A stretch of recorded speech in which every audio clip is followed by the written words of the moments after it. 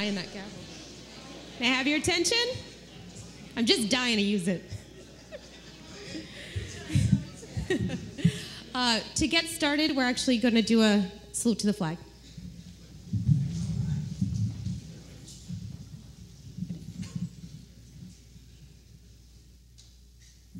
I pledge allegiance to the flag of the United States of America and to the republic for which it stands, one nation, under God, indivisible, with liberty and justice for all.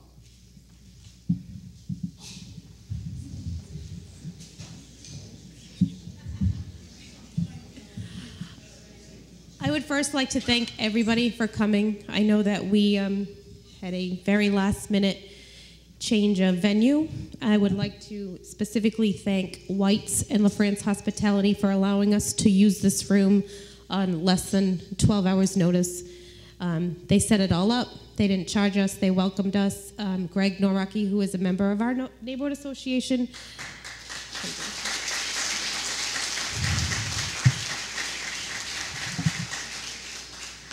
He pulled this all together for us on his day off. And I know I called him about 50 times, and I really appreciate that. 49 times he did not answer the phone, just saying. Let's see. Now, please keep in mind, we were supposed to be at the pavilion tonight at Kennedy Park. I have to say I'm very upset that we're not able to be there, but severe weather was coming. We couldn't hook up any of this, and we didn't want anybody to get struck by lightning. That being said, the DPW and the Parks Department and members of our neighborhood association worked very hard this past week working on the pavilion and the surrounding area, and it looks gorgeous. I have pictures posted online, but if any of you get a chance to go down there and take a look at it, you might be amazed at what you see. I have to say, at the cleanup on Saturday morning, we had about 40 people. Frank Andrade brought the Marine cadets down. We cleaned for 3-4 hours, and it's the first time with no graffiti in the pavilion that I actually noticed the view of Mount Hope Bay, and it looks beautiful.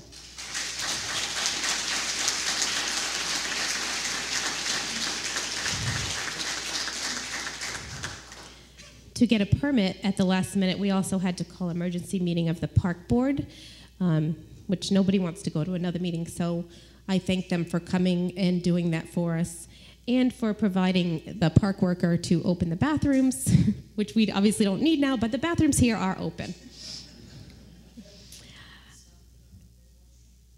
We've been doing some different things in the park lately with the children, teenagers that are hanging out there. The Fall River Police Department has made an increased presence in the park. I know a lot of our members of our neighborhood association are down there almost on a daily basis, keeping tabs on what's going on. The police department is down there. We're working with CD Rec. They're sending outreach workers down there to talk to these kids to see if there's things we can't get them involved in. I know the police have made multiple arrests in the past couple of weeks. Anybody arrested down there now has a no trespass order for the park. So we're glad that we're not going to be seeing those specific individuals back there again. So I would like to thank our police department for all that they've done.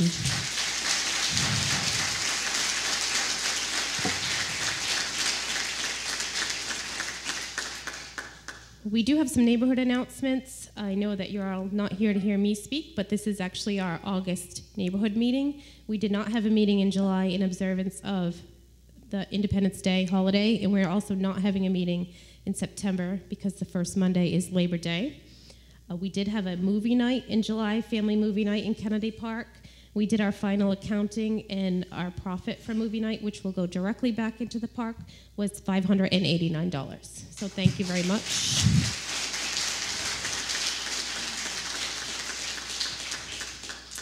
We showed E.T. on the big screen. We had several sponsors, and I'm going to name them and thank them because we couldn't have done it without them. We also had free face painting. Domino's Pizza came down. The Gelato House came down. They split their proceeds with us, and it was actually a beautiful night. We couldn't have asked for better weather, unlike tonight. But I'd like to thank Mike Mayoza, Kathy Ann Viveris, Paul DeSilva, Mayor Flanagan, Eau Claire's Funeral Home, the Preservation Society, and Jeff Gregory.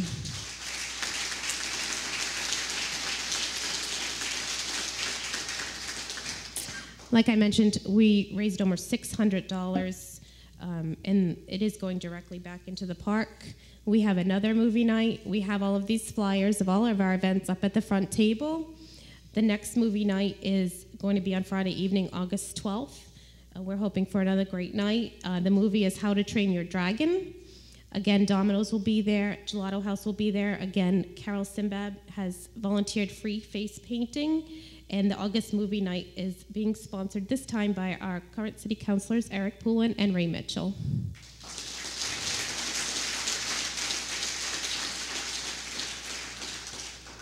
I also have to mention that Frank came down from Wings TV. He did the July event. He's doing our August event, and he's here doing this event tonight, and we appreciate that.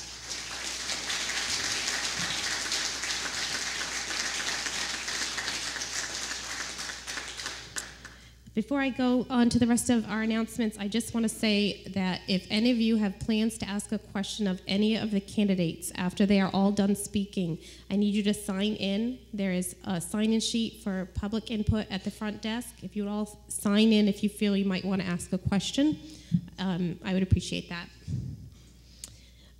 We do not have a meeting in September. We do have our next park subcommittee meeting. It's Thursday evening, September 11th. Weather permitting, we'll meet right at the park. It will double as a cleanup as the next night. Did I say September? I'm in August. August 11th, the next night is our movie night. So we'll have our park meeting and cleanup at the same time. We do have a large Kennedy Park cleanup scheduled for Saturday, September 10th from 8 to 1. This is in conjunction with the city and the DPW. They're going to be helping us out. And we need about at least 100 volunteers. We're doing the upper lower park and the pavilion and working on many projects in the park on that day. So if anyone wants to sign up for that, please fill one of these out and let me know. We are about to unveil a large fundraising campaign for a new integrated playground at Kennedy Park. There is information about it at the front desk. We're going to be getting information from several playground companies, working with the Parks Department, the DPW on their thoughts on a playground, but our neighborhood association is going to be taking on this large project, and we really hope to get a lot of donations and to see a brand new integrated playground at Kennedy Park in the near future. For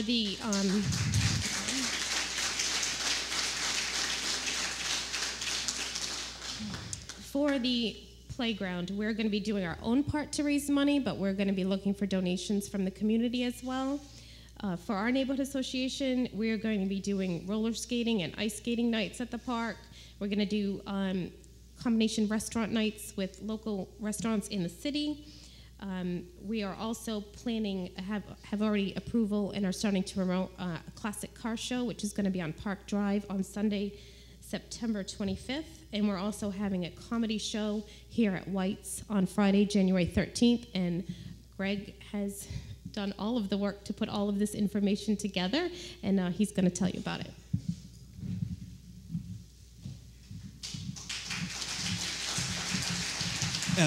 We all know Pam, we all see her in the newspaper, but there's one thing that you don't know about her.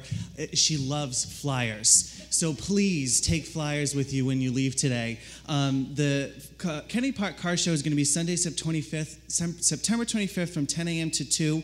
We are looking for sponsors and for actual cars. The registration fee for cars is going to be $10. If you grab the sheet when you're leaving today, the registration form is on the back, and then you can call myself or Pam if you have any questions or if you want to pre-register any vehicles for that. There's going to be prizes that are going to be awarded, and this is going to be a big word-of-mouth event. So if you know anyone who has a car that is willing to exhibit at our show, please grab a form, pass it on to them. If you go to any car shows yourself, grab a couple forms so we can get a great turnout. They are going to be letting us take over Park Drive at Upper Kennedy Park, and we hope to have that full. The other event is Comedy Night. That's here at White's. That's going to be Friday, January 13th of next year, starting at 8.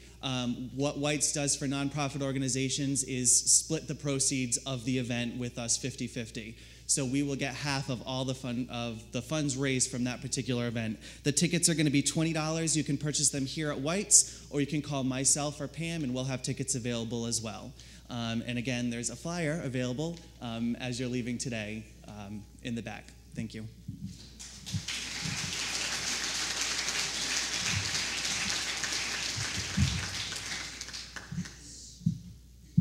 I do love flyers. We just have a couple of last announcements. A pharmacist friend of mine at CVS has contacted me this morning about doing a flu clinic for our neighborhood association and our other neighborhood associations in the city. I'll have the details of that coming out, but I'm going to work with Sister Claire at St. Dominic's Apartments, 818 Middle Street, and hopefully we're going to set it up in their basement. And so CVS will be coming in with flu vaccines for us. And my last but not least announcement is we have 2 brand new members of our neighborhood association. On July 6th, Lindsay and Jeff welcomed Conrad Jeffrey Souza, 8 pounds, 3 ounces, and 21 inches.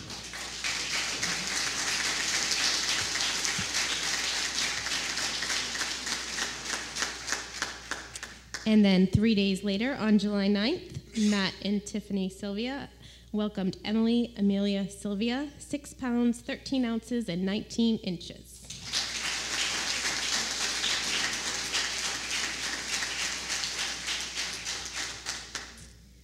I expect to see both of them volunteering very soon. And I think those are all of the announcements that we have for our association, and we're going to get started with our mayoral candidates. 5 of whom were able to join us this evening. There is a 6th candidate who we were not able to get in touch with. And the rules of candidates night are that each candidate has 5 minutes to speak.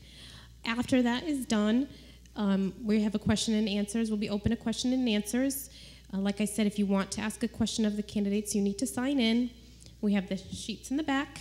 And we ask that you limit your question or comment to a minute, and that the candidate limits their answer to a minute as well. Obviously, if it's an involved answer, we'll let it continue. But the board earlier pulled names out of the hat for the order. It's very top secret. And this is the order for tonight. The first candidate to speak, I'm going to announce them all, and then we'll start. First will be Richard Renzi. Second will be Carolyn Burton. Third will be Kathy Ann Viveros. Fourth will be Stephanie Corey. And fifth will be Will Flanagan, Mayor Flanagan. Okay?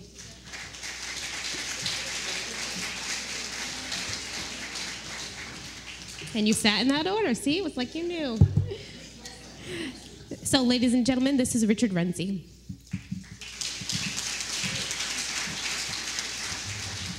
Hi, everyone. I'd like to first thank everyone that's in attendance for showing up. Whites of Westport, the St. Anne's Neighborhood Association, its members, and Ms. Pam LeBeau. My name is Richard Renzi, and I'm seeking the office of mayor. Born and raised in Providence, Rhode Island, I am 43 years of age and am currently living in the Flint section of the city. I am not a politician or a lawyer, and nor do I want to be. What I am, though, is a security and loss prevention specialist who has decided to put his career on hold to take a shot at the office that a lot of people like to deem the 6th floor. I am a family man, a believer in the Lord Jesus Christ, and in that of doing the right thing does not take a degree. I am a man of conviction, one who will lead by example, not by fear. I am a man whose position will never define him, nor will it hinder what is best for the community. In fact, I am the only one of the 6 candidates that is truly not related to or connected to anyone here in the city. I can plan for tomorrow by seeing beyond today. I believe that the youth of today is, in fact, the adults of tomorrow and the leaders, and that through many meet and greets that will take place, I will get them involved actively in the voting process. I have in preparedness a sports intervention program that, once implemented, will not only be tax-free to the people, but it will assist those youth in their journey to being that of the leader of tomorrow by building self-esteem and discipline. In addition to reducing crime, it also eliminates bullying and any unforeseen cost or expenditure associated with it. See, if you wanted to sell a house and wanted someone like Better Homes and Garden to promote it, you would first have to clean it up. This is how we must look at government here in the city. Therefore, if elected, it starts right here. It starts with my commitment to restore government center and how we conduct business. This is first and foremost. My plan starts with commitment to build government that is proficient, cost-effective, and productive within the first 12 months of my administration. I plan hiring a full-time CFO and an auditing firm to straighten out the financial mess that we have overlooked and seem to continue doing so. We will come to witness under my administration a restructure of the RDA, the death of FOED, and the birth of the Fall River External Review Authority, otherwise known as FRERA, whose core function will be to serve the people independently against the city and any department who chooses to no longer serve the people with dignity and respect. If we want to get her back, we must come together. My plan is to represent the people of the city first, followed by the city as a corporation, whose negligence has caused her to misplace its original intent. I will propose good legislation in place of contracts that have bound our hands in the past and continue to do so for years to come. I will work independently and aggressively to jumpstart the community and its economy. I will call upon the City Council many times between now and then in full to sit down with me and comb through the city ordinances of the past, repeal them if necessary, and rewrite new ones that are good for the people and future business. Together, we will restructure our dependency upon everyday services by comparing the data collected from the past 10 years. This will clearly manifest our true internal growth and/or decline, allowing us to cut back our annual cost on some things while expending them on others, avoid raising taxes, and minimize our overall dependency upon state aid. In closing, this run for the office of mayor is not for me, but for one person only, and that is you. For you are and can be, when united, one in community and in spirit. Thank you.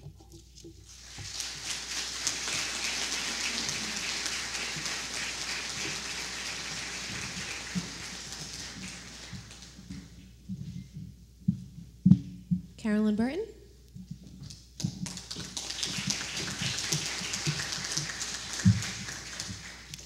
Hello, everyone. I do not have a prepared speech. I do have a lot of notes, though. So I will be looking in this direction a lot for my friend to say 5, 4, 3, 2, 1. So I'm going to tell you a little bit about myself. I'm going to tell you a little bit about why I'm running for office. And I'm going to tell you a little bit about my plans and your plans for the future of Fall River. So let me start off by telling a little bit about myself. I was born 64 years ago here in Fall River, and I have been raised in Fall River, went to Fall River schools, as so did my siblings, raised my children here. They went through Fall River schools as well. Worked all of my life in Fall River. I think a lot of you know me as the real estate lady. Well, I've been a real estate agent for 34 years. I've owned my own business, and have done quite well at that, as well as the insurance agency. And some of you out there I know have bought houses from me or have their insurance. But prior to that, I started off in the sewing shops, the needle trades. I started working at Duro Finishing when I was 15 years old. I worked on an assembly line in Frito-Lay. Frito-Lay, who now left the city. So I have worked at all, and I also worked for a small time, maybe 10 years, at the Fall River School Department. And that was my first education on how the government worked, and how government workers worked, and how politics worked, because I was lucky enough to be the secretary for the school committee. So I did get to see the inner working of politics at the time. Now, on to why I am running. I am running because with dismay, I have watched my city, your city, deteriorate, not under this present administration as a whole, under all the administrations. Somehow the city has gotten away from the people. We are the government.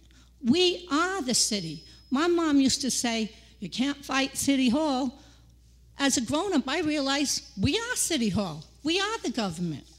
And in running for office, I have gone around and I have met so many nice people, especially in all the neighborhood associations. And I've even met people with a cause, the people that got LNG out.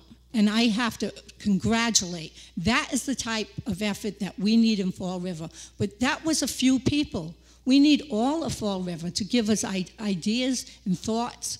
I am so disheartened when I look to my east and I see New Bedford moving far ahead of us. I see their port, and their port is doing well. I have to go to New Bedford to get a ferry to go to Martha's Vineyard. Why can't we have that ferry here? We have a nice waterway here. I go to Providence to see the water fires. What do you need for water fires? You need water. We have water. Why don't we have any businesses in here? We need to go out and promote Fall River. We were known as Spindle City. We were all over the map. We're not there anymore. We all need to wake up and do our part, all of us. And that's why I've stepped forward, because I'm just an ordinary citizen, not a politician. I don't have promises. I don't have platforms. I don't have positions on things. I think the people in the city of Fall River are talented people, industrious people, and they know how to get together when there's a good cause. And I have to congratulate the people that have done that so far. But we need to do that as a whole for our government. We need to get a handle on what our taxes are going to be. We need to get a handle on our budget. We need to be fiscally responsible. I ran a business. I need to know how much I have in my budget. We need to know that. So when we go to the grocery store, we need to know what to spend, don't we? We can't spend what we don't have. We need to run Fall River like a business. And as a business owner, I've kept myself fiscally solvent. And I think I'm vested in Fall River. I own a house in Fall River. My children have grown up here. I have grandchildren and now a great-grandchild. I want the future for them. I want the future for you. I want us to all together unite. Tell us your ideas. I've been on the radio a couple of times. People have called in with great ideas. We don't have to come up with the ideas. You do. We need to implement the best ideas of all. That's what we do as a community. That's what we should do with our government. Everyone says, oh, the government, we can't do anything. Yes, we can. We can. And all of you here tonight, which is probably, it's hard to guess, maybe 250 people. But there are thousands and thousands of people in Fall River. You need to go out and tell all of these people to come together. All of you. Everyone has a responsibility. And I promise that I, at 64 years old, will give you all of my time and all of my energy. That is what I have to give to Fall River, to sell the idea of Fall River to other people, other communities. That's what I have. We need to sell the idea of Fall River as a place to do business in, to work in, and to play in. Thank you for your time.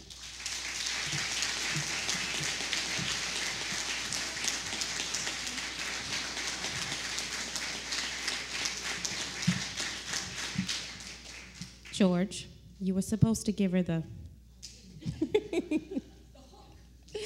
Kathy Ann Viveros. Good evening, everyone. It's all right, George. I'm all set. Okay. Dan's going to do it behind you there. Okay. I want to start by welcoming all of you here this evening, and also by thanking Pam and the entire St. Anne's Neighborhood Association, happens to be my neighborhood association, for sponsoring this evening's candidate night, and all of you for taking the time to join us here this evening. When I was considering my remarks this evening, I realized that before me was probably going to be one of the most engaged, the most knowledgeable, the most active group of citizens in our entire community, because it was being sponsored by a neighborhood association, and many of you, as I look out in the audience, are here.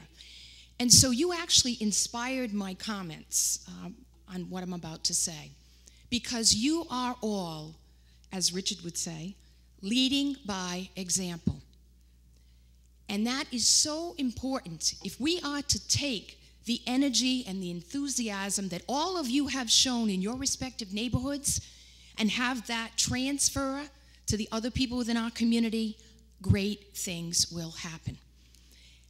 And I like the word example because example connotes action, and that's what it's about. Not just idle talk, not just promises, but action. And I have demonstrated that by being out in the neighborhoods working with all of you.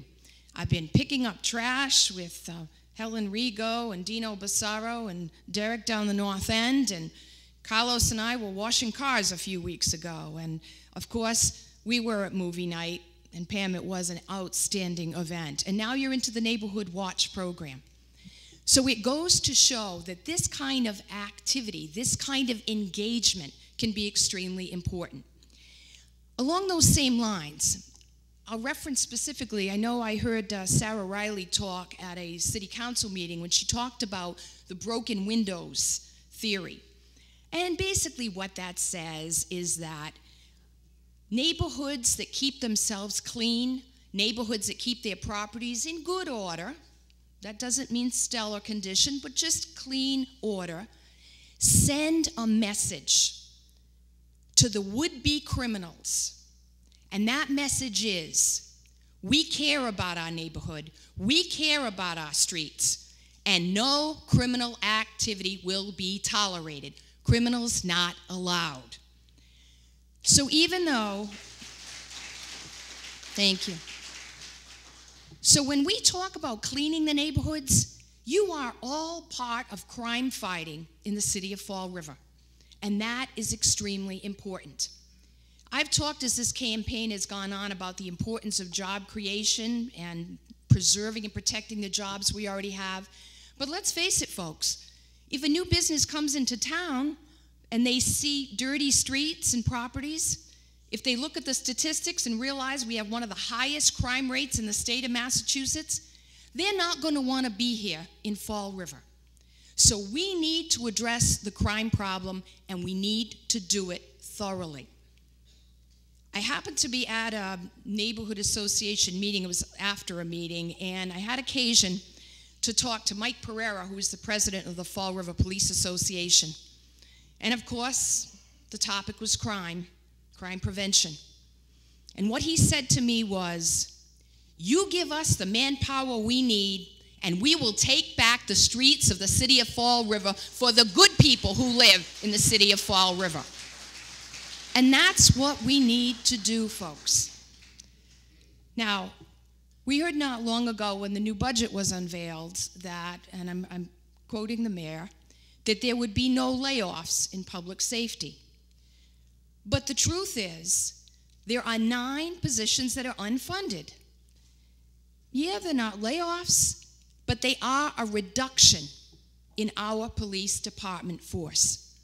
We need to start rebuilding our police department. We need to start giving our police department the manpower that they need to get the job done. And working with all of you, I am confident that's going to happen. Now, when I talked about leading by example and using activities, I've already started working with our landlords, trying to help them, because good tenants are good neighbors and good people for the city of Fall River. So I look forward to taking your questions from here and talking about all of the other issues that I know are important to you. I want to thank you once again for being here, and also to the organizers. Great effort. Look forward to hearing from you all again. Thank you.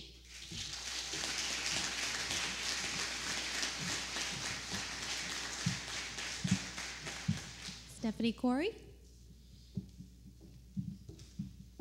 You can applaud, that's cool.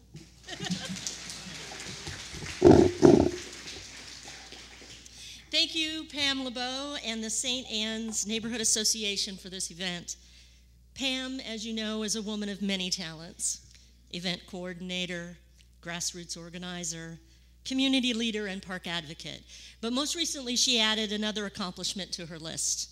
She survived an afternoon as co-host on the Alex Stylos radio program. That's a big one. Pam, you're everything that's great about Fall River, and you're an inspiration to us all. Thank you. On a recent train trip from New York to Providence, I sat next to a woman who had a very unusual ring on the middle finger of her left hand. When I commented on it, she said that it was her wedding ring. I asked, "Well, why do you have it on the wrong finger?" Replied the woman, "Well, I married the wrong guy." Given the disappointing results we've all been experiencing in the city lately, it's fair to ask, are we married to the wrong guy? Are we wedded to the wrong strategy? I believe so. I have a reputation for being critical because I speak out on what I see as bad policy for the people of Fall River. I know how political everything has become, from zoning, economic development, hiring practices, enforcement of ordinances, and even the ability of residents to support the candidates of their choice without fear of retribution by whatever administration is currently in office. We deserve better. I think that it's high time that we started to get things right. This political race is not a contest among persons. We all have our talents and abilities, and we each want what is best for the city. What sets us apart from one another is our priorities, our vision, and our strategies for success. What I hear when I meet with people in Fall River and really listen to their stories is an immense frustration at Fall River City government's failure to do what they say they're going to do when they say they're going to do it.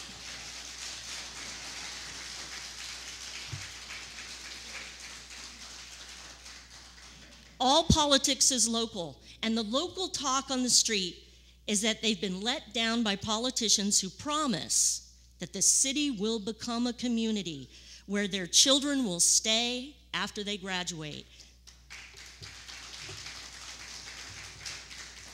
The current mayor was elected because he promised a few things. He promised a smaller legal team, more jobs, transparency, improvement in the education system, and an end to the rainwater tax. Instead, we got a 30% increase in the Corporation Council's budget, a higher unemployment rate, a gag order, pay raises for management in the school department, and no movement at all on the legality of the rainwater tax.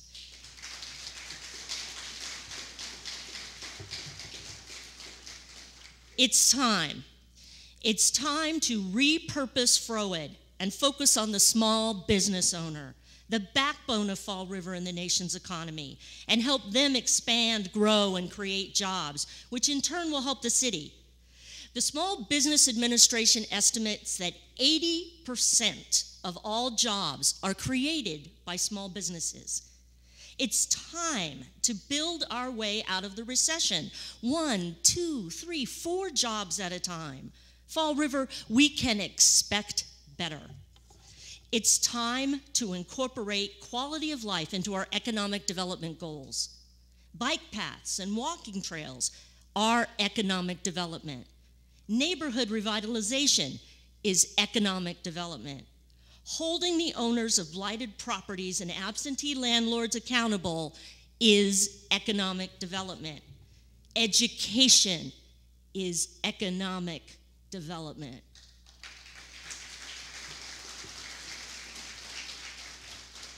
Creating public and private partnerships so that our kids want to stay in school and then find a job when they graduate.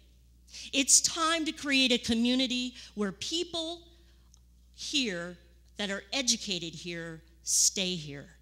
It's time that we hired people for what they know, not who they know.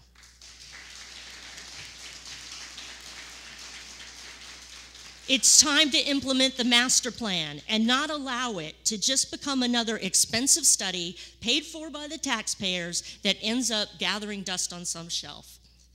It's time to act on the future instead of continually lighting needless fires that must be put out so we can say we saved the day. To do this requires a leader with vision, integrity, and one who can implement that vision. That's what Providence did, and we can do the same in Fall River. It's time, and that's why I'm running for mayor, because I am that person. Expect better, Fall River. Thank you.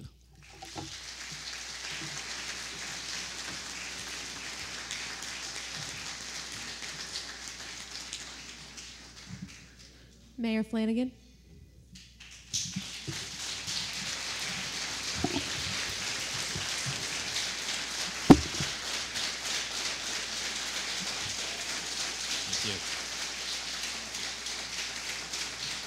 Thank you.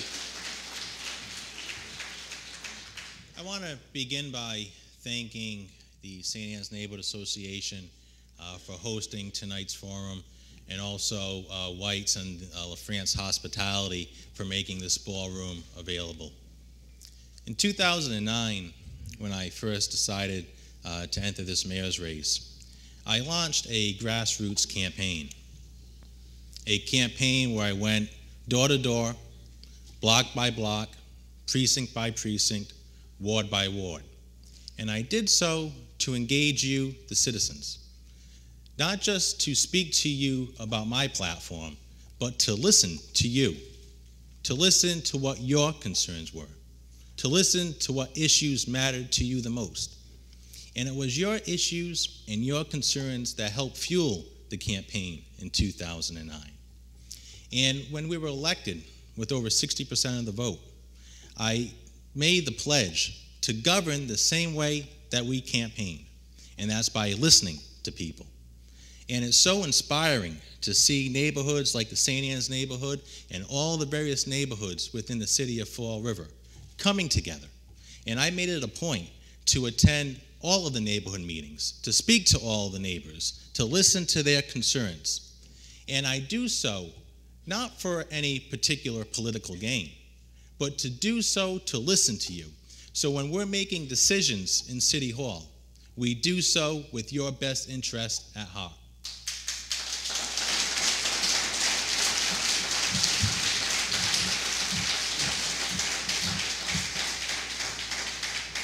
By working together, we've been able to implement the police walking beats in our city's Flint, in our city's downtown.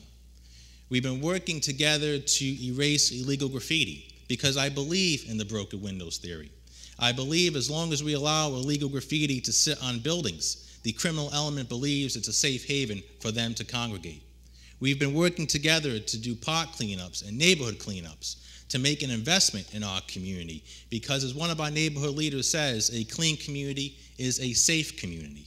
And we've been working with the Attorney General's office to hold absentee landlords responsible and to use the court system to make them clean up their properties.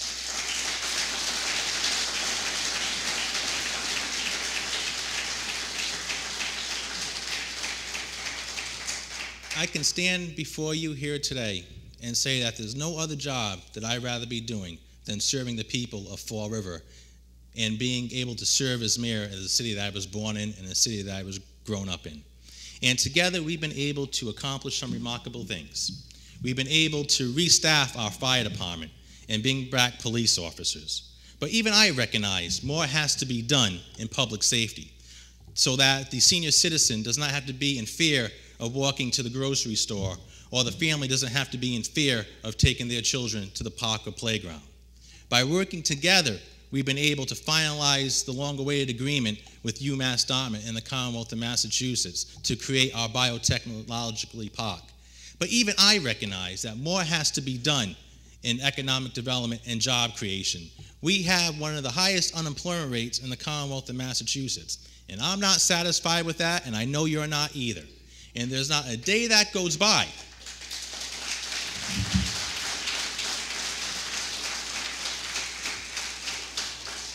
and there is not a day that goes by where I'm not trying to recruit a CEO or a business to our city to open up shop and to create jobs. And in order to get that long-term investment, the generational responsibility that we all talk about. Education is one of the most important issues facing our city. And we made some great strides in education over the last 20 months. We've seen our graduation rate increase. We've seen our dropout rate decrease. We see more students placing in AYP. But even I recognize that more has to be done in education.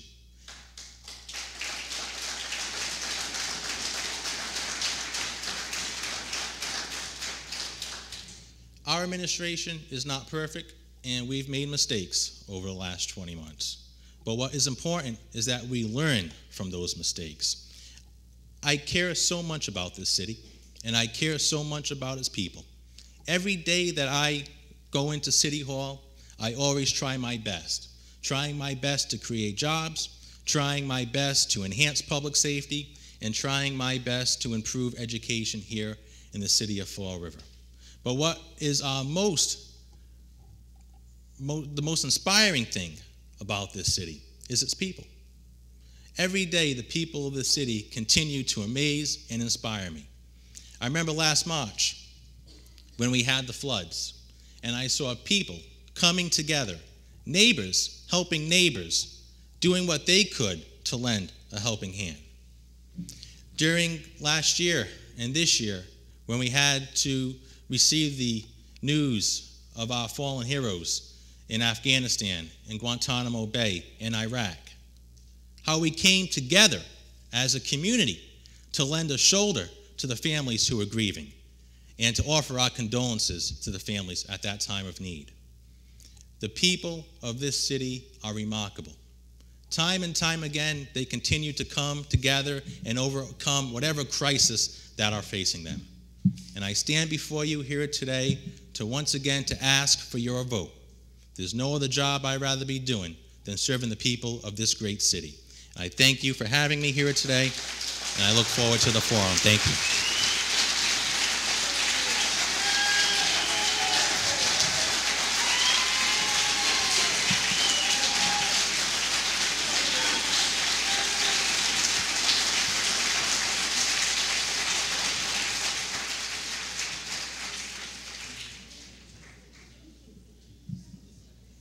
Thank you, everyone. We're going to start our question and answer session, and I'm going to call the members of our neighborhood association first that have signed up, and I ask that you just come right up to this center microphone and ask your question. Let them know if it's addressed to a specific candidate or the entire group of candidates. So the first person to ask a question is going to be Mrs. Michno.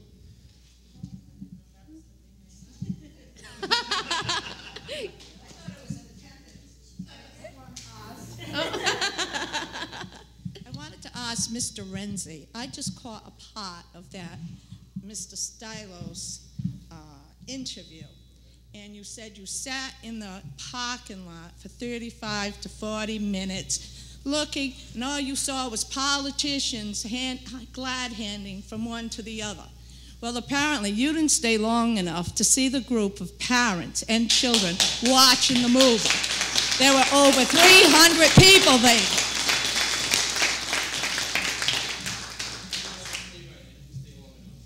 That's right. You pulled out, you thought you knew it all, and you left.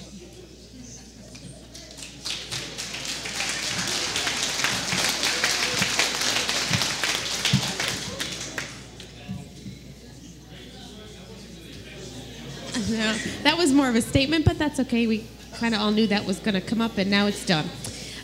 Greg Noraki.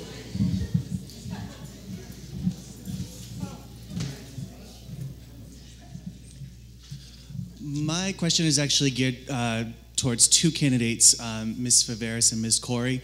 I've lived in this city my entire life. I've been fortunate enough to, I left for a few years to go to college, and I wanted nothing more than to move back to the city of Fall River. I was fortunate enough to receive a job right out of college, and as part of my job, I worked in the city of New Bedford for a year or so, and I saw economic development flourishing in that city. I want to know specifically one specific example of what you would do with the Office of Economic Development here in this city to increase and attract business to to Fall River, because all I'm seeing now is criticism of our current administration, but no actual, this is what we're going to do to improve in that department. Do we stand or just? Thank you for the question. Actually, I have plans for Froward, as some of you know. I would like to repurpose it. I think that the idea of bringing jobs to Fall River, the jobs are in Fall River. I have a website on Facebook. I have found over 100 jobs of all economic reward or educational background needed just in the city of Fall River in the past 2 weeks. There are jobs in Fall River. There are jobs in Fall River. But what we need to do is focus on the small business owner. I think the mom and pop has been abandoned. I think the mom and pop, which has stayed for generation after generation, the corner store, the little market, the bakery, the shoe store, these people are the backbone.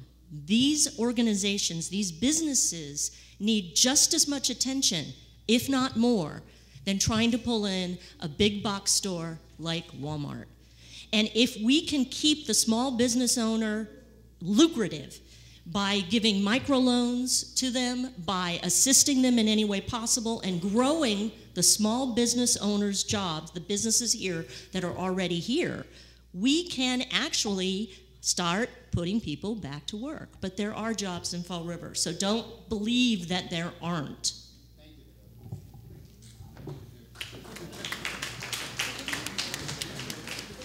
Thank you. Great question. Generally speaking, I think that the Office of Economic Development finally needs some goals, and they need to be held accountable for their performance. That's underlying.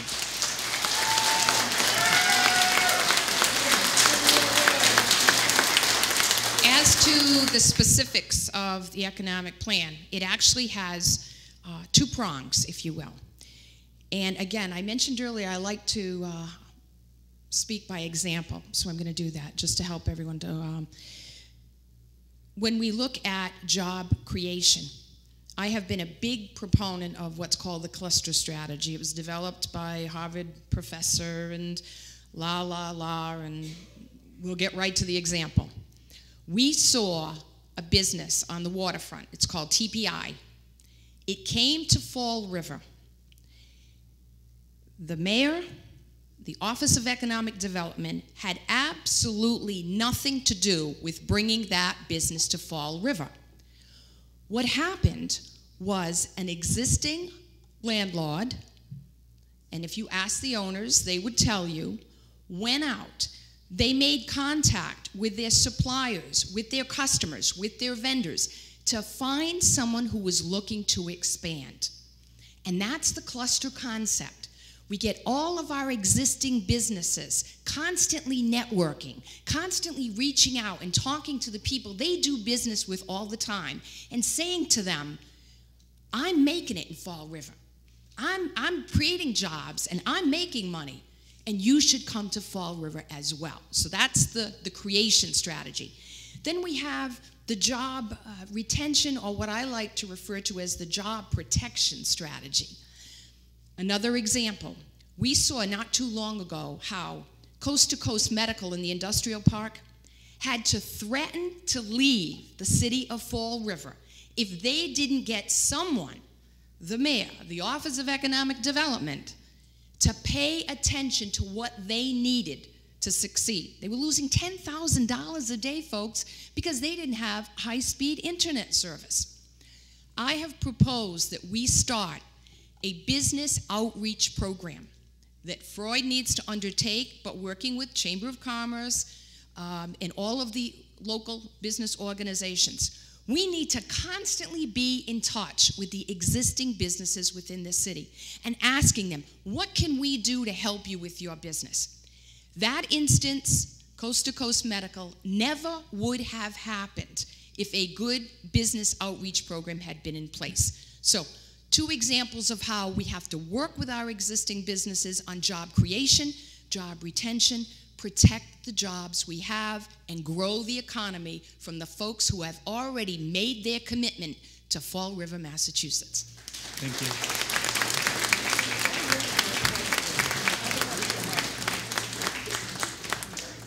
Melanie Lee. Hello, this is to all of the candidates. I was wondering, what do you plan on doing in terms of bettering our city on your own personal level if you are not elected?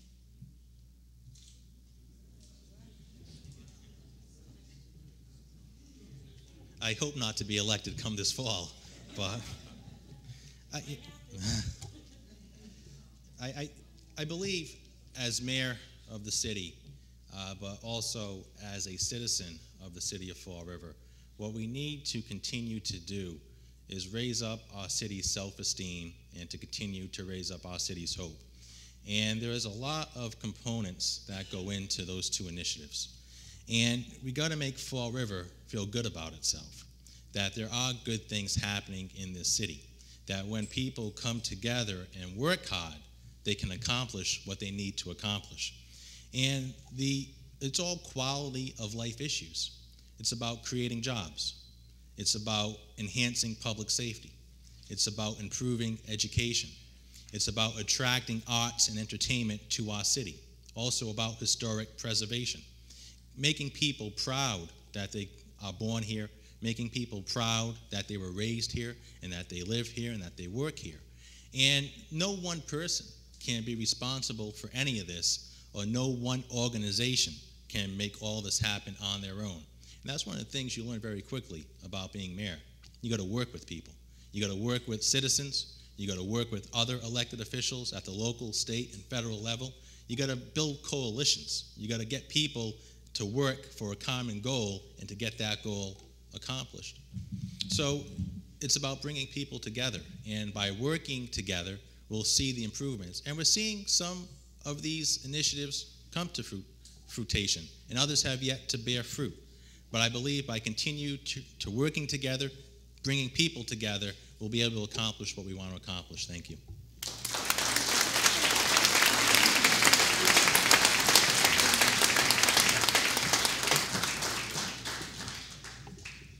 When I moved to Fall River 4 years ago, I hit the ground running. I have been involved in all kinds of organizations since the first minute I stepped foot. I'm a member of Save Our Neighborhoods. I've worked with park advocates. I have the Preservation Society, the Historical Society. Some of you have seen me do lectures in the city before. I have done a lot of things. Oh, Arts United. I was the Storefront Artists Director. Storefront's project, it's hard to say. Storefront Artist Project Director. So I plan to stay involved no matter what. There are some fights that still need to happen. There are some issues that still need to be worked on and advocated. So no matter what happens to me, and I hope that it's a good thing that happens to me here and that you do elect me as the next mayor, what I plan to do, if not elected, is to continue in the same vein, because it's in my blood. It's in my blood. I care about my community. I've always cared about where I lived. So the caring about the community means you do things like what you're doing here today, which is organize, which is get things done, and it takes a lot of sweat equity. And I think that the city is benefiting from this sweat equity. Thank you.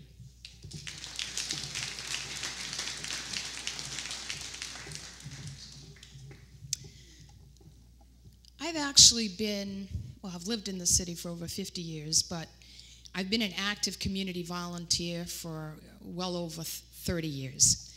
And so if I'm not successful, which again, we all hope to be, the volunteer spirit goes on.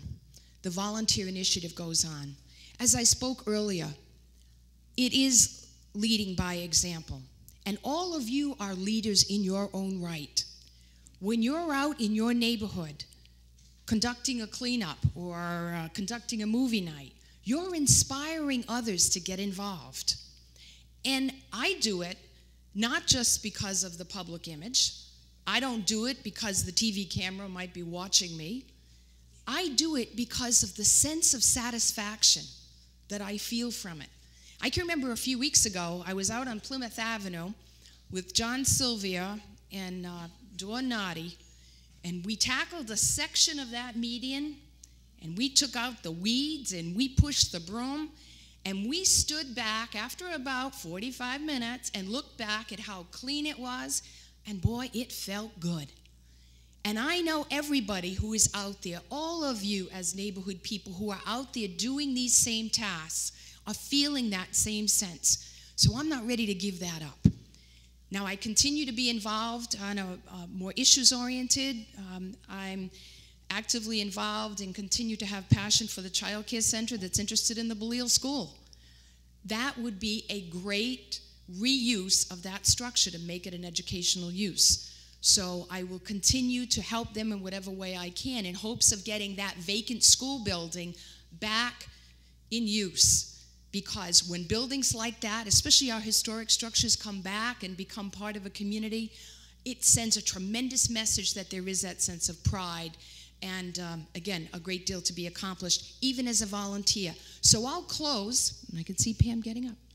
I'll close simply by saying that I want to feel what all of you feel, that pride of accomplishment, and that just never goes away. It's something you can always want and aspire for.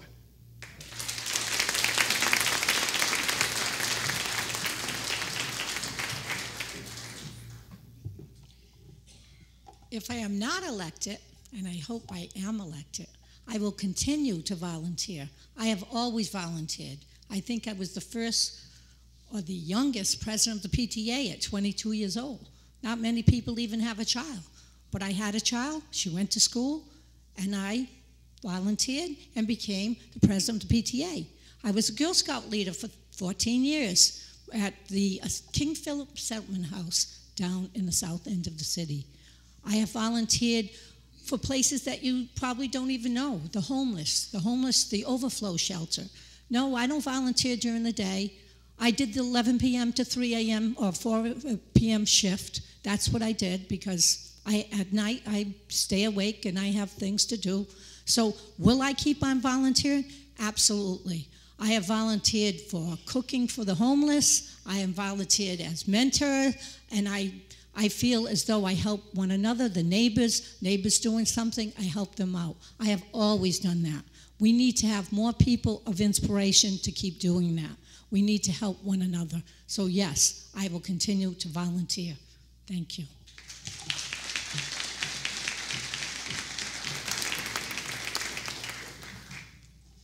If not elected, the one thing I'm going to do is work with the powers to be to implement the youth sports program that I have already in line, that if I am elected, I will put in place. Because I do believe that the youth are overlooked. I want the youth involved, not only in the voting process, but I want them off the streets, because public safety is a big concern, okay? And the only way we're going to reduce crime is to give them something to do, okay? So that's my main focus, is the youth. And I believe that any power to be, if it's not me, would be foolhardy to not look at my sports program closely. Thank you.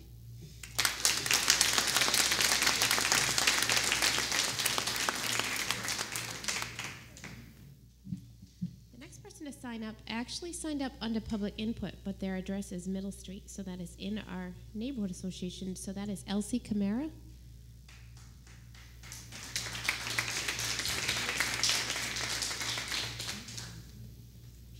Sorry for my appearance. I didn't even know I was going to be here. I gave somebody a ride.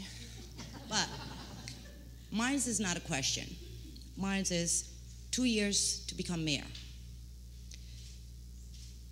If you don't, you kind of like know where you're going into, but once you start reading and seeing what you can cut back and stuff like that, like a lot of people are talking about the $35 rainwater. You know, it's God sent, what should I pull out of my pocket? When it was turned around that I can get more policemen on road, and I can get that the firemen back in, I'm willing to do that. I work paycheck to paycheck. I went back to school, and I'm getting half the pay that I used to get before. I live right across the pavilion. I do my little weed cleaning. My neighbor does not live there. He resides somewhere else. I go all the way. If I have the strength and I go all the way up to the corner. I do pick up garbage along the way of the sidewalk across the street in the park. I do that quietly. Right now, everybody knows I do that. But nobody knows that I do that. I do it quietly. That's my neighborhood, okay? 2 years is not enough to say that Mr. Flanagan has not had a chance to fulfill everything. The rainwater, I will give $35. I will not pay for my neighbor's rainwater because they just want to put those $35 in their pocket and do nothing with the neighborhood. So the $35 went, I see more policemen around there. They drive around the park. They drive down the sidewalk, okay?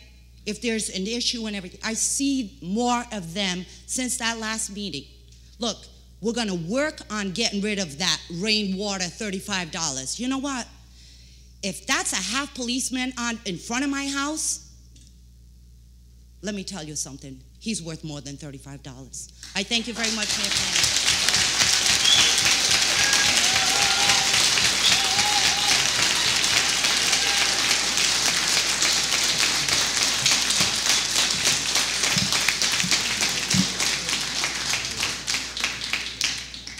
So Elsie, I want to make sure you're at our next meeting, and I think you need to meet a woman a couple rows in front of you, Natalie Mello. And the last person for a question from our neighborhood association is actually myself, and it's to all the candidates. And I might speak for all the neighborhoods. We have had such an open door policy with the mayor's office, 6th floor, city hall, whatever you want to call it. We've had constant communication, support for everything that we've tried to do in the city, and they have been there for all of our efforts. We have the position of neighborhood coordinator that's in place. We have people that we can call in City Hall if we have a question on a weekday, a night. I've called the mayor on his cell phone on a Saturday morning, and I'll probably do it again. My question to all of you is, if you were to be elected mayor, what would your policy be? And I don't even want to call it that word because I don't feel like what we have is a policy. What would you, I'm going to say it because I can't think of another one. What would your policy be for the neighborhood associations to continue what we already have in place? Because that's very important to us, and we don't want to lose it.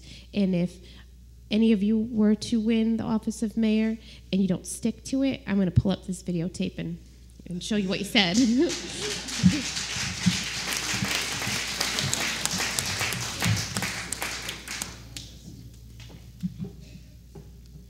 Pam, if elected, I have every intention of working with the neighborhood association and keeping the neighborhood coordinator in place.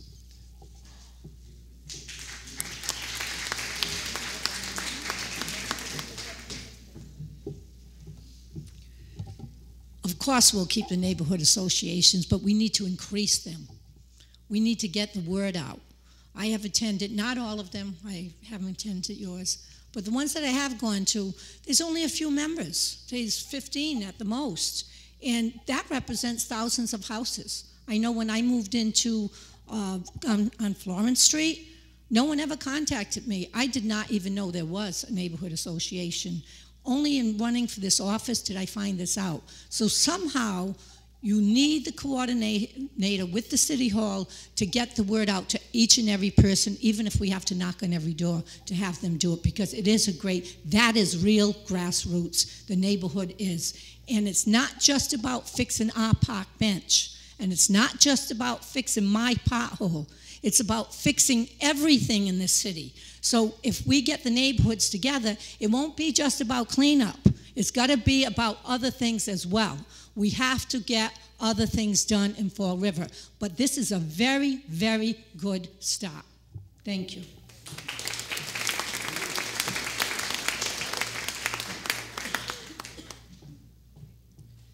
was kind of a softball, Pam. Of course we're going to keep our neighborhood associations.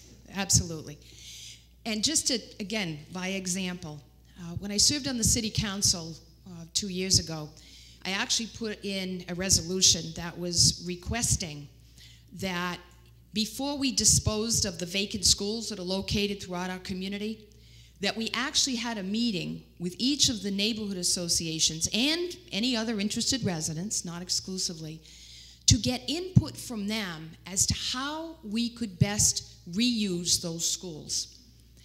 And case in point, regarding the Belleal School that I've been volunteering with in this past 2 years, we actually incorporated a community space within the reuse of the building and have every intention of opening it up for theater production or indoor sports, because what that does is it makes those buildings a part of their neighborhoods. Those buildings were constructed with tax dollars, your tax dollars. And if we can find a reuse for those buildings that adds something back to the community, then that's what we should do. And at the time, we realized that every neighborhood has different needs. In one area, it might be that you need off-street parking. Well, we need to make that a requirement of the reuse of that building. Or maybe you need space for your teens to congregate, or a senior drop-in center, or again, production activities. But what I've been advocating, and again, recognizing the strength that all of you bring to this community, we want and we need as a government to give back to you. We need to incorporate you in the decision-making process, and we want everyone to benefit. In that particular example, given the reuse of the vacant school buildings. But again, we're going to tackle that project right on as soon as I'm elected. Thank you.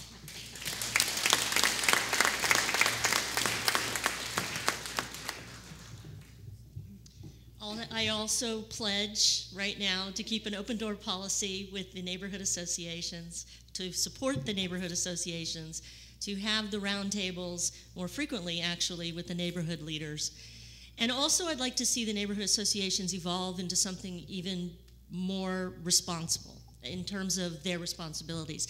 I'd like to see the neighborhood associations evolve into a roundtable of sorts that helps in neighborhood revitalization, especially ideas for their own neighborhoods. There's commercial centers within the neighborhoods, and these commercial centers have been ignored. There's never been a plan to revitalize the neighborhood commercial centers.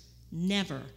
There's never been a plan to revitalize the neighborhoods. There's been a plan to revitalize the downtown and the waterfront and places like that. But where we live needs to be revitalized as well. And the neighborhood associations can assist in the planning of that process. Thank you.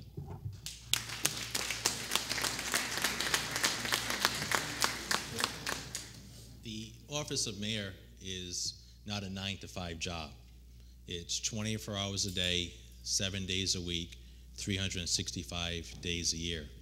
And as mayor, I've always done my best to keep that open door policy. If somebody shows up without an appointment, to still take the time to meet with them. If your cell phone rings on a Saturday morning, to make sure you take that call.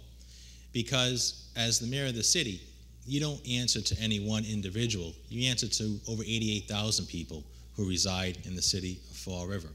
And we've brought back a number of initiatives since being sworn into office in 2010. We brought back the neighborhood roundtable discussions, where the neighborhoods meet with me and Perry Long to discuss neighborhood issues. We've had nights out with the mayor where we've taken the police chief and the fire chief and the Department of the Public Works and gone into the neighborhoods to listen to their concerns and to address their questions. And we've worked together to improve the quality of life for the people in this city. It goes back to what I was talking about before, raising our self-esteem and raising up our hope. And I once heard somebody joke that, Mayor Flanagan will even attend the opening of an envelope, and that's possibly true. But I think it's important. In fact, I know it's important. It's important to attend as many graduations as you can, to attend as many ceremonies as you can, to go to movie nights in the park and to go to nights out and to let people know that it's a partnership. It's not the mayor's office or City Hall working against the citizens. It's not the citizens fighting City Hall. We're all in this together. We each have a stake in each other. You know, the old Bible passage, we are our brother's keeper. And we need to make sure that as one person does well, we all do well as a city. So it's a 24-hour-a-day job, 7 days a week, and you know, it's something that has been working for our administration, and we're going to continue to do it. Thank you.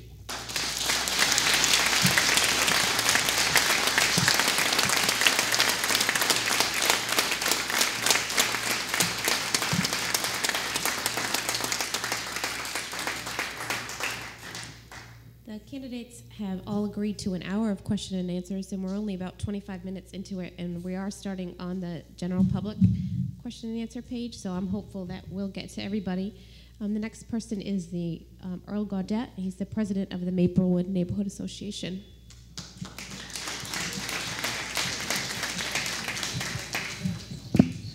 Thank you, Pam, and to the 5 candidates I see sitting here.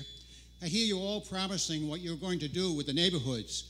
I have to say, for the past 2 years, 4 of you have been obvious by your absence. The only one who's attended my neighborhood meeting is Mayor Flanagan and his group. And I might say, we missed it. Thank you.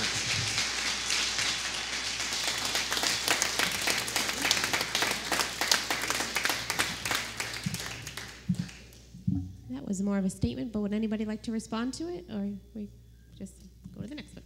Henry Mercer.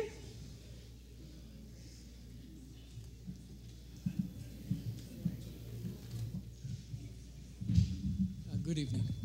This question's be for all of you. Will you all, if you're elected, commit to conducting an analysis of FROED to determine the effectiveness and efficiency of that office? Because I'll tell you, creating 49 jobs over the last year and 13 so far this year is not working up to par, as far as I'm concerned.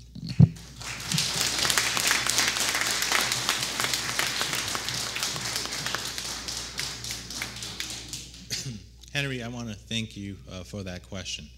And job creation and job retention is my top priority.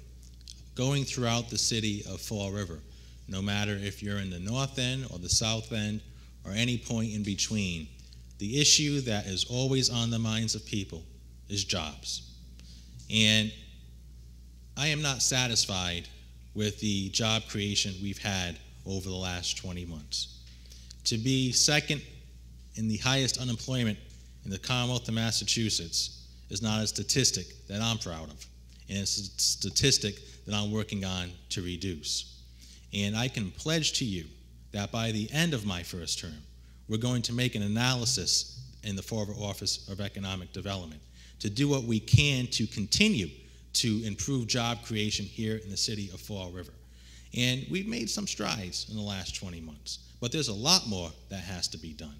And keep in mind that we've only been in office for about 20 months now. And I'm out here campaigning for a job that I love because I want to have the opportunity to continue the work that I started 20 months ago. And we got to continue to bring that number down. We have an unemployment rate that's recorded somewhere around 15%, and it may even be higher than that. And one of the main issues I believe that we need to continue to work upon is to diversify our economy. We were once a textile city, and people could drop out of high school and get a job working at one of our mills. In fact, sometimes their children would also drop out of high school to get a job and working in one of the mills. And those mills were good paying jobs. They helped pay for a mortgage, they helped pay to put food on the table. But through no fault of their own, they lost those jobs. Those jobs went overseas or they went down south for cheaper labor and cheaper costs. So we got to continue to diversify our economy. And I pledge to you today, Henry, by the end of my first term, we'll make some changes. Thank you.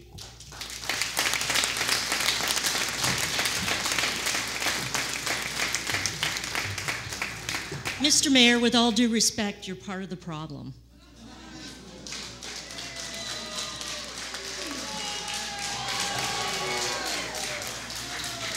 I attended every redevelopment authority meeting last year and this year. When Ken Fiola and Froed's contract came up for renewal, I asked the RDA, have you ever done a cost-benefit analysis for Froed? Have you ever tried to figure out if they're worth their weight? Is a $180,000 job worth the $180,000 job? And their response to me was, no, never has there been a cost-benefit analysis for Froed, because guess what? They didn't have the manpower or the money to do it. And I sat there dumbfounded that was the response. How can you operate an economic development team that can't prove it does anything for economic development?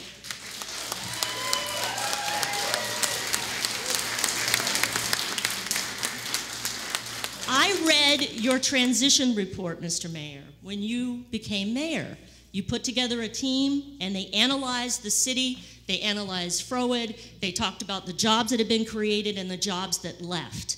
So you've had 20 months to do something about this, because you had the figures I have now, and nothing's gotten any better. Thank you.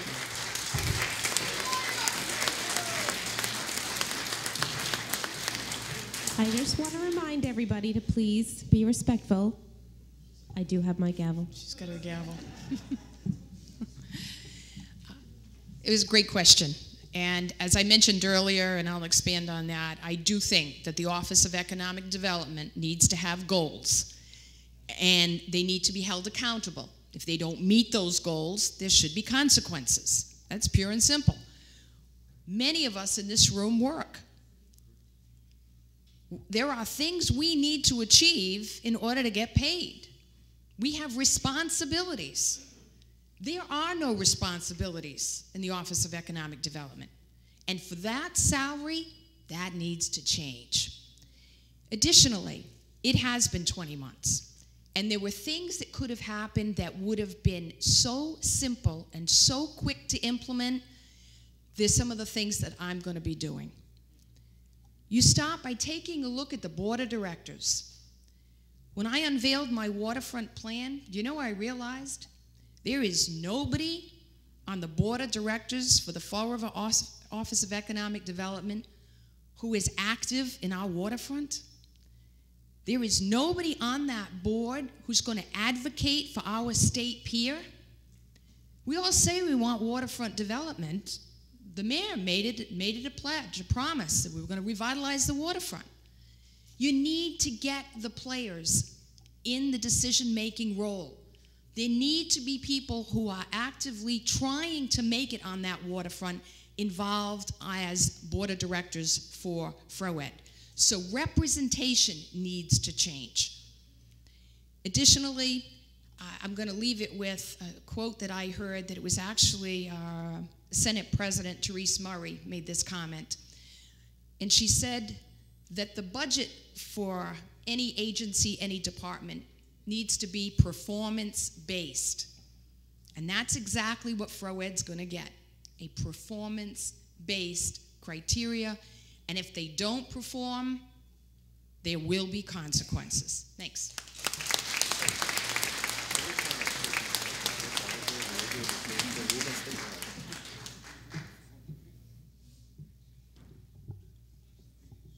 I couldn't believe that we're asking for something else to be analyzed. Did anyone ever hear of paralysis by analysis? We have been overanalyzed, overstudied in this here Fall River. We cannot analyze anything else. I'm a private citizen. I never intended to run for office. I am so sick of studies that we pay for and asking for another analysis. No. Other people are right. It's accountability. In a business, there is accountability. You don't do your job, you've got to go, or else be retrained. That's all.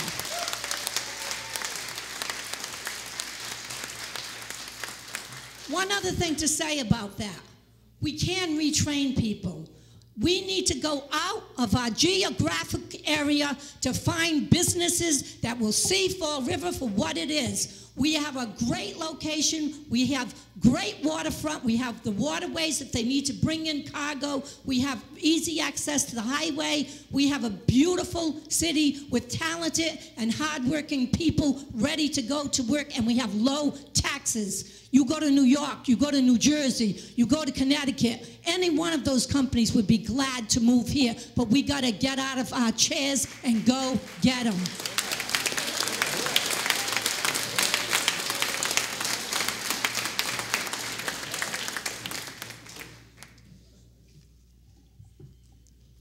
I have a problem with trying to walk forward or walk backwards as I try to move forward.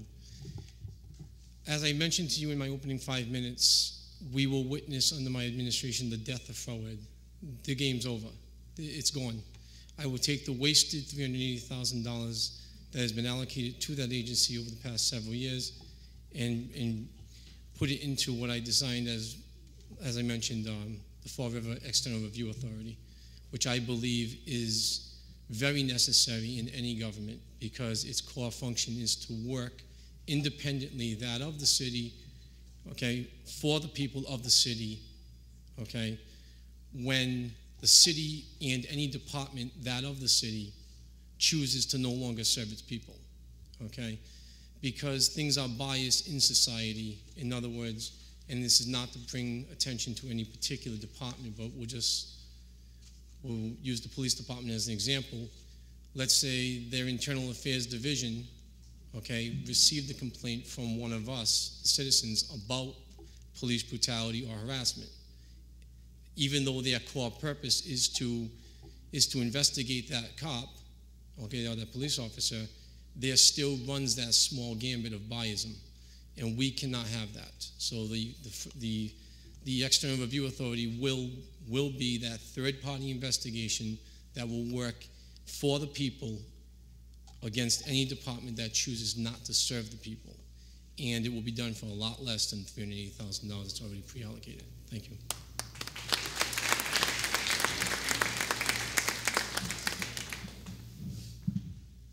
Kathleen Medeiros. Jim Souza.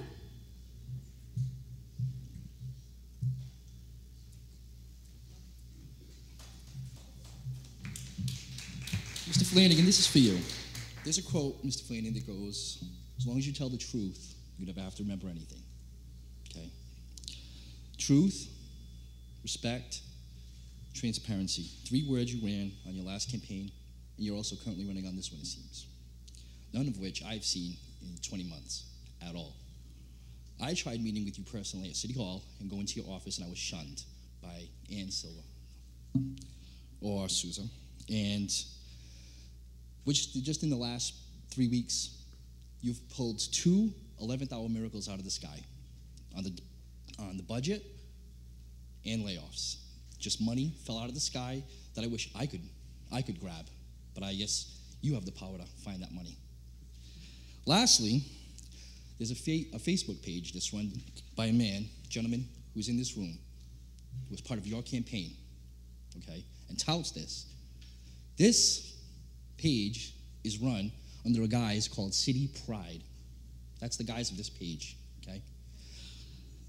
This page has clearly slandered the candidates up here, all 4 candidates up here, except for yourself, and has personally slandered citizens, myself included, okay? Now, back to those 3 words, truth, respect, transparency. Tell me how you feel those 3 words relate to anything I just said. Mr. Souza, I want to thank you for that question. And for the first issue, I did read the materials that you sent me regarding your personal issue. And after reading those materials, I formed the conclusion that it was an issue that possibly would result in criminal charges against the person you were alleging. At that time, I instructed my chief of staff to inform you to contact the Fall River Police Department for you to make a full complaint in that particular matter. As the mayor of the city, I have faith in my department heads, and the chief of police, Dan Racine, is somebody who I have full faith and credibility in. And I hope that you did contact the Fall River Police Department, and I hope that you did make a complaint against the individual you allege was threatening you. And that's one of the responsibilities as the mayor of the city, is to be able to delegate to whom an issue needs to be delegated to. In this particular case, based upon the information that you sent me, I formed the conclusion that the police chief was the person to be delegated this information. To your second question, I do not condone nor do I support any personal attacks or biases against anybody. And the particular Facebook page that you're referencing is not authorized or condoned by anybody at City Hall or anybody on our administration. And I take great pride in not building myself up by tearing others down. That's something that we pledged to do back in 2009.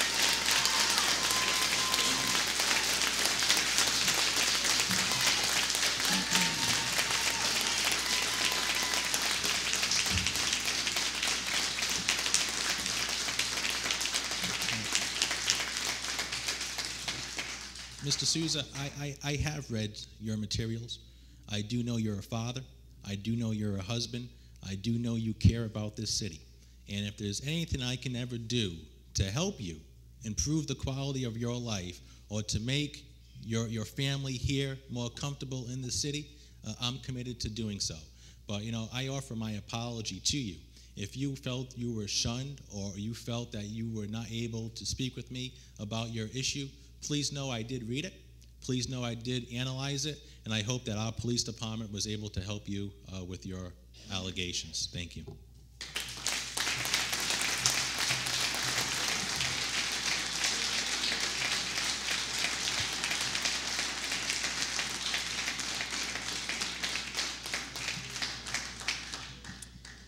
The next question is going to come from Amy Blanchette.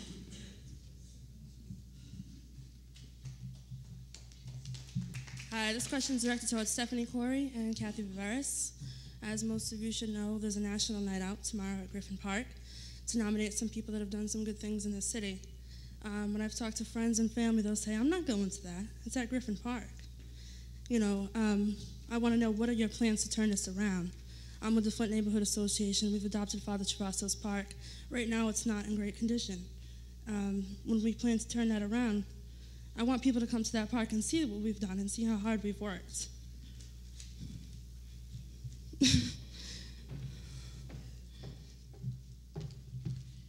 Thank you, and I'm not sure if I was there while you were there, but I was actually helping the group clean Travasso's Park that morning, and it was amazing how much better it looked afterward than before. So I'm a strong believer in the parks in the city of Fall River. And actually, regarding Griffin Park, I actually serve on United Neighbors Board of Directors, so I'm very intimately involved with National Night Out and hoping for a good group. But specifically on that, I've actually learned, and I was very dismayed to learn, that the park doesn't have a sponsor. And we really need to try to find someone, and I've actually reached out already to a couple of entities and have not been successful, but I'm going to continue to work at it, because I think that when a park has a community sponsor, a business or an organization that is willing to kind of take it under its wing and provide maybe a little financial support or just the manpower, I think that's extremely important. So I support the concept of National Night Out. I think it represents peace, and it represents an opportunity, too, for us to bring the young people and constructively get them involved in a movement that I think they need to champion. And I've been there before on previous events. I think it's a great activity, and I'm willing to support it 100% as we go forward. And I'll be there tomorrow.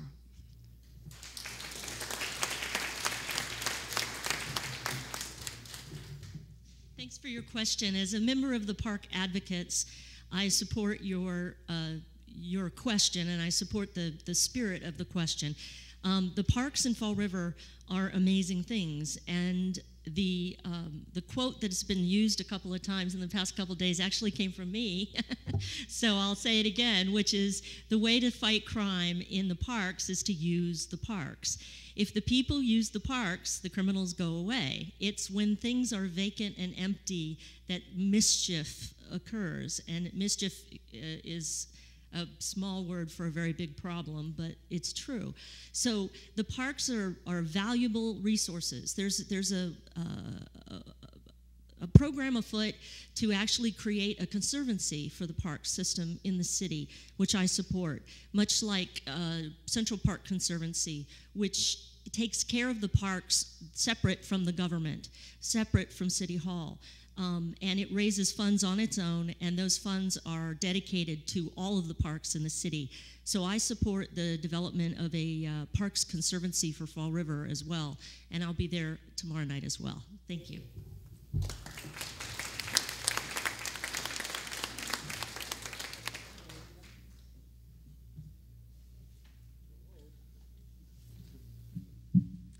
Shelley Samuel.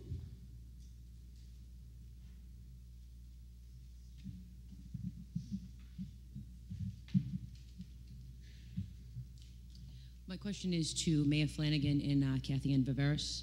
What is your position on the rail project? Do you think it is a waste of vital resources and time, money, and do you think it's a priority?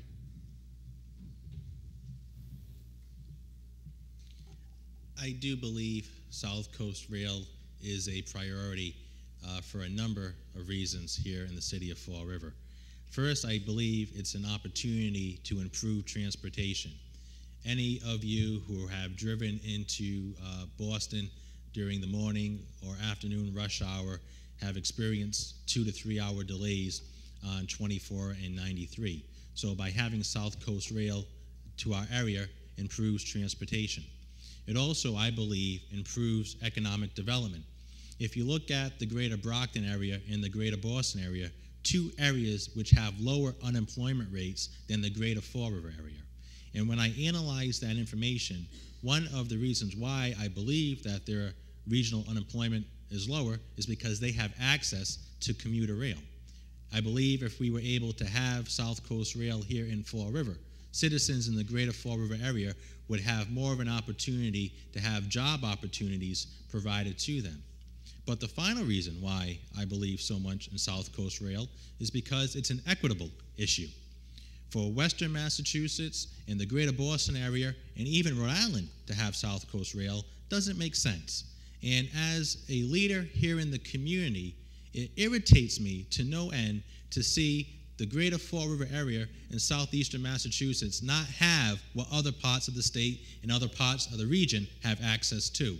And that's why I've lobbied so hard our governor and our congressman and our senator to make available those funds for South Coast Rail.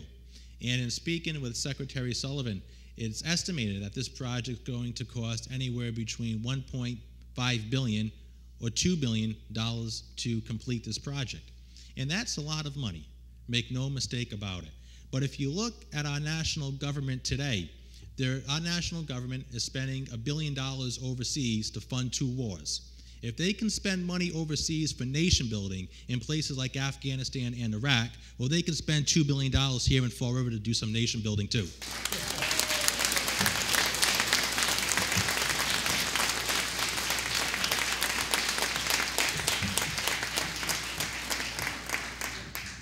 Good question, and actually lately there's been a lot of discussion about, will it ever come? Will the money ever be available to bring the rail to the South Coast? I agree that it is definitely an economic tool that could be extremely beneficial to our area, and it's one that we have to pursue. Personally, I think they need to change the strategy in terms of how we achieve this. If the state of Massachusetts and the federal government is going to be convinced that they need to make that kind of an investment in this area, it's our job to show them the return on their investment. It's our job to quantify for them the kinds of economic benefits that we're going to have. How many jobs is that rail going to create? How much construction is it going to generate? How much development is it going to create? And what is that development going to mean in tax dollars? And that's more localized. But what about the commercial activity? What kind of sales tax revenue is that economic development activity going to generate? We can no longer sit back and say, we're entitled, we should have it. Maybe it is an equity issue, but we've got to start to recognize that until we start getting proactive, until we start making the case to get that rail down here and proving to them that the return on that multi-million, billion-dollar investment is going to be good for us, it's not going to happen, folks. So we have to change the strategy, and I'm prepared to get started on it right away. Thank you.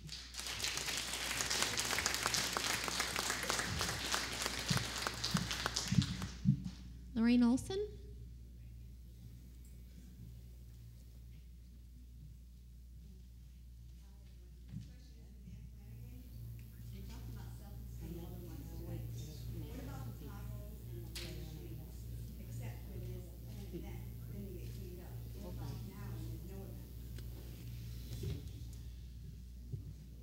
I'm sorry, I missed your first name. Was it Lorraine? Lorraine, thank you for that question.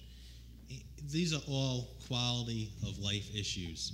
And since taking office over 18 months ago, we have launched a very aggressive pothole filling initiative as well as a restriping initiative here in the city of Fall River.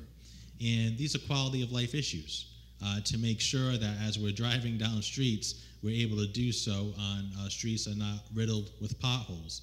And I understand fully what you're saying. And that's why we've undertaken one of the largest initiatives in our city's history to fill potholes. And if you noticed, if you drive down Brighton Avenue and Eastern Avenue, we began restriping these public ways. And this initiative was brought about by speaking with citizens in our community. On a number of occasions, I've been at public events where senior citizens have stopped me. And they say, Mayor, it's impossible for me to drive at night on streets like Eastern Avenue and Brighton Avenue because I don't know which lane I'm in. And it becomes a public safety issue because I'm in fear that I'm going to crash my car into another vehicle. And working with our Department of Public Works and our traffic department, we've began restriping these roadways. And I encourage you to go out and take a look at them. And potholes is a major issue. It goes back to those quality of life issues that I was speaking about earlier. And we've done what we can, and we need to do more. I understand that, to continue to make sure that we're resurfacing our streets, that we're filling potholes, but not making it that we're being reactive, making it so that we're taking the necessary time and resources to invest in our public infrastructure. And one of the requirements that we look for to recruiting business to our city is improving our infrastructure. And that's why I fought so hard to bring high-speed internet service to our industrial park. It boggles my mind that even in the 21st century, we're talking about bringing high-speed internet service to our industrial park. But it's an issue that I worked on with the private sector, and we've been able to start laying the groundwork for that. So it's so important that we stay on top of these issues, that we, in government, keep informed about what's going on, and I encourage you to remain involved. And it's due to your citizens' input and citizens just like you that we become better educated in government. So thank you.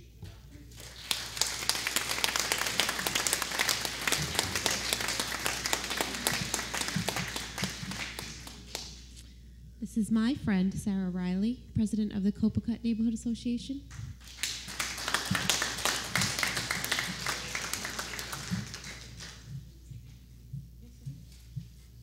My first question is to the mayor. Mr. Mayor, during the last election, your platform addressed the questionable legality of the rainwater tax. First of all, can you explain a little bit more the complexities of the CSO project? And what can you tell the voters who are upset that it hasn't been revoked? I'd also like all of the other individuals, all the other candidates to tell me what they'd like to do differently.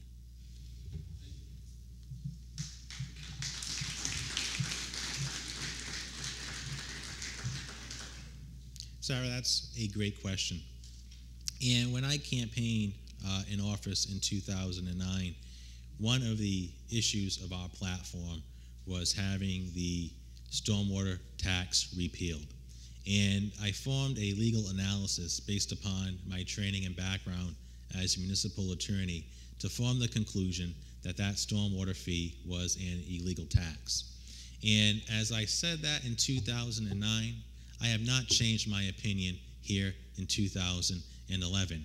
And as I stand before you here tonight, I still do not agree with that tax or fee, or no matter what you call it. And as the mayor of the city, when I was first sworn in back in 2010, I sent down a directive to the city council asking them to repeal that illegal fee. And the city council denied my request. And I'm not pointing fingers at the city council, and I'm not blaming them. They, like I, are elected to office, and they're entitled to their vote and opinion just like I'm entitled to mine as an elected office holder. And just recently, within the last several weeks, I sent down an initiative to have that fee reduced from $35 to $30. And once again, the city council blocked that initiative. And they're entitled to their vote. But I have been working very hard to get that fee reduced and eliminated. And I'll tell you reasons why I'm doing so. Not just because I believe it's illegal to have such a fee. Today, in an elevator ride, I had an opportunity to speak to a lady by the name of Marie. Marie's 72 years old, she's widowed, and she owns a single-family home. And she says, Mayor Flanagan, I cannot continue to pay these increase in fees. My stormwater fee is $35. Taxes on my property have gone up. Price of gasoline to get to City Hall has gone up. It's even costing me more today for a gallon of milk. And there's thousands of other people just like Marie who are living on a fixed income and struggling to pay their bills, struggling to make a decision between whether or not to pay for prescription drugs or to put groceries on their table. So it's just not a legal issue. It's an equitable and fairness issue to do what we can to hold the lines on our property owners, both residential and commercial, so that they can keep their heads above water. And I will continue to work with our city council, continue to work with our federal and state officials to do what we can to get that fee eliminated and reduced. Thank you.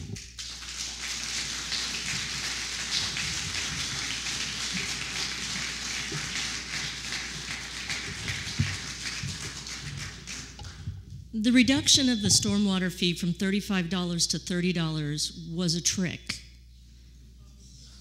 No, seriously, because at the same time, there was an increase in the sewer rate to cover the $5. So you still have to pay the same amount of money no matter what. It's government trickery to make you think that something is better when it's not.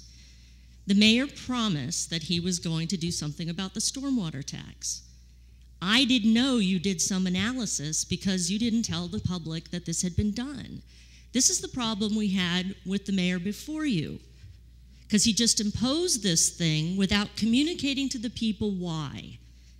I think if he had done that, we might have said, oh, okay, or, well, wait a minute. But we never had a chance to be in the conversation. And you haven't let us be in the conversation either. This idea that it's illegal is again a mantra of your campaign. And I think that you should just sort of admit to the public that it's not going to change, instead of continually feeding us the same line that I promised to get rid of the stormwater tax. You're not going to get rid of the stormwater tax. It's here to stay, unfortunately. We don't really have a say in how it's going because the fee has to be paid. The CSO has to be paid for. The problem is we're paying for it. Thank you.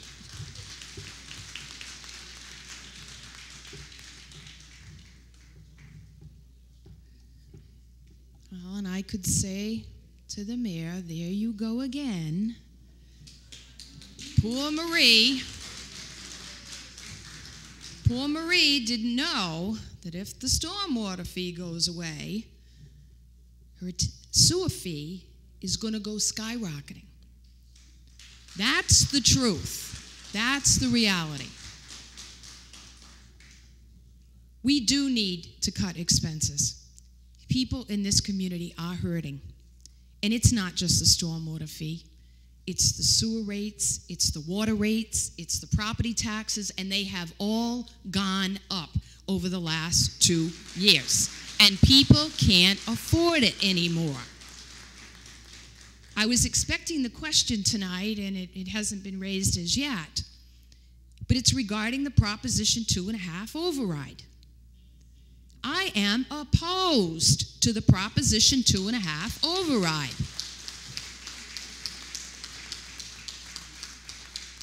And I'm prepared to go on the record and say that tonight, which hasn't been the case regarding the mayor. People cannot afford to continually be asked to pay more. I'm not going to raise your taxes to pay for big salary increases for top-paid lawyers and administrators. It's not going to happen. And until we take a hard look at the budget that manages to find money when it's needed, the budget that is really a good deal of smoke and mirrors, that's where our emphasis has got to be placed. And regarding the stormwater fee, all I'm going to say is, Mayor, people believed you when you said it was illegal. You're an attorney. Illegal means illegal. And if that's the case, flick of the pen, it's gone. Because no community can impose an illegal anything on its citizens. So if it can go, sign that paper and send it away.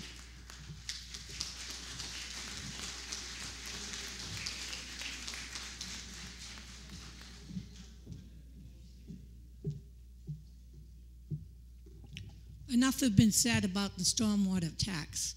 It's not going to go away.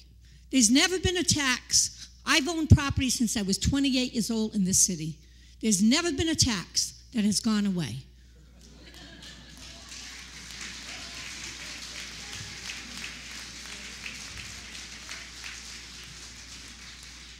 I agree with Kathy about that 2.5 proposition.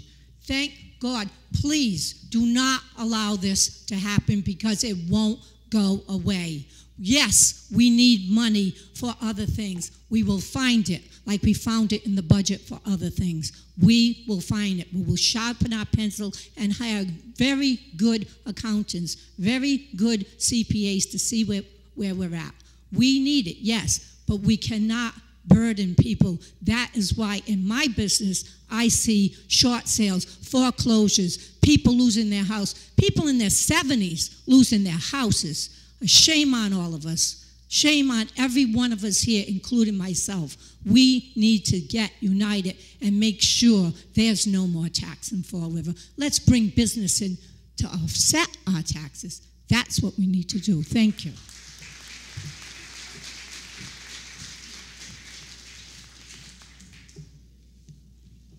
I agree with a little bit with every one of the candidates here, Ms. Viveros, the fact that if it's illegal, then you do not have to pay it.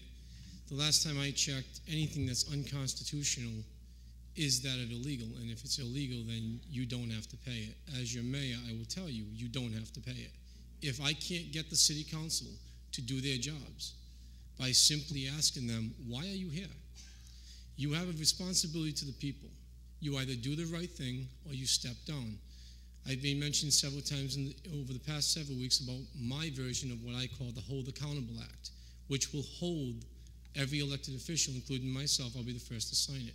It will hold us responsible to you, the people. We either do our jobs, okay, in accordance to what the people want, or we voluntarily step down or face arrest for violating the law. Okay, there's no difference between the criminal over there on the street and the one that wears a suit and tie. If you're not in office for a specific reason, and that is to help the people and yourself, since you are supposedly a member of the society, then step down. Okay? I said on WSAR radio, okay, Mayor Correa is the one that presented the tax, and the city council, whoever the 9 members were at the time, right, all of who passed it are all in violation of the law because you all allowed an illegal tax to be passed on to the people. So therefore, you do not have to pay it, okay? You don't, okay? If it's unconstitutional and is illegal, you don't have to pay it, okay? I mean, we all face arrest every single day for something that's illegal. So would paying an illegal tax be a crime at that point? I mean, we're all participating in some type of illegal activity at that point, right? So you don't have to pay it, okay?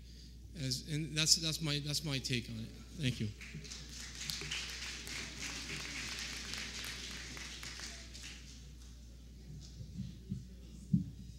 David Machado.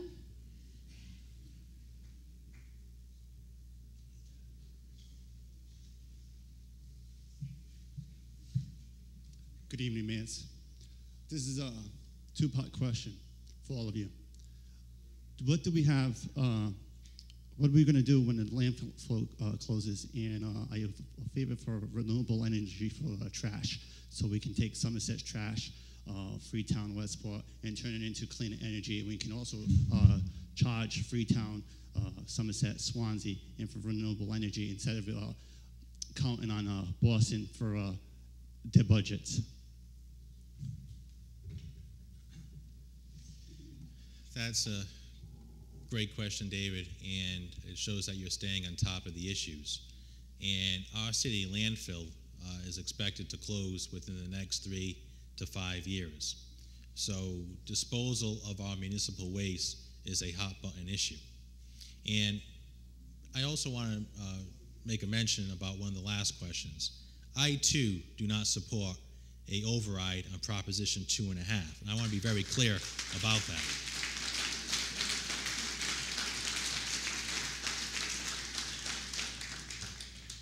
But the question has to be asked, David, is where do we find the money to continue to provide the services that people rely upon? How do we continue to fund education? How do we continue to fund public safety? How do we continue to fund the Department of Public Works so that they can pick up our waste and have it properly disposed? Just today, as I was driving over here to this forum, I received a call from Police Chief Dan Racine. And if you've been keeping up with the news lately, there have been house breaks in the city's north end. Well, because of a informed and vigilant citizen, our police department made a arrest today in a person we suspect to believe the north end burglar. And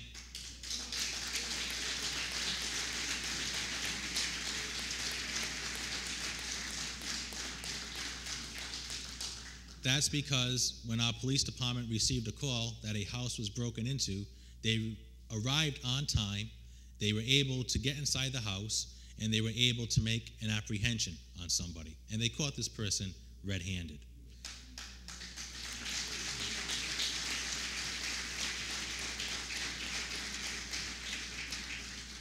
And that doesn't happen with cuts in government. But as the mayor of the city, we've been promoting what we can to bring around ways of disposing our municipal waste.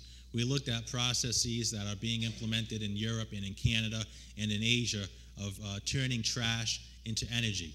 And we're still reviewing these processes, and we're having conversations with our state government to see if such technology can be implemented here in Massachusetts. But you're right. Our landfill will be closing in 3 to 5 years. That's why it's important that we start this process today, so when the landfill does close, it is not an issue for the citizens of this community. Thank you.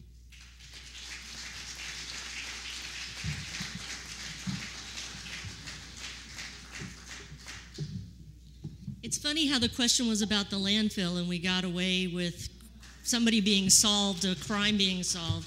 That's that's the smoke and mirrors that the budget process is. That's a politician, by the way, that can do that so deftly. That was really good. I like that. I'm here to tell you that I don't know the answer to that question, and I'm willing to admit that. I'm willing to admit that, which means I need to go do some homework about that. I do know about gasification, and I do know that it doesn't work. It's an experiment. It's only ever been done on tiny, tiny little projects, not the size of a city's worth. It hasn't. So it's not going to happen in Taunton, and it's not going to happen here. I do know that.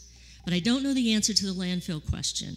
So that is something that I plan to investigate, absolutely, and learn more about. Because being a mayor doesn't mean you know everything. It means that when somebody raises a question such as that, or we have an important issue, you have amazing people that help you learn how to solve problems. Thank you.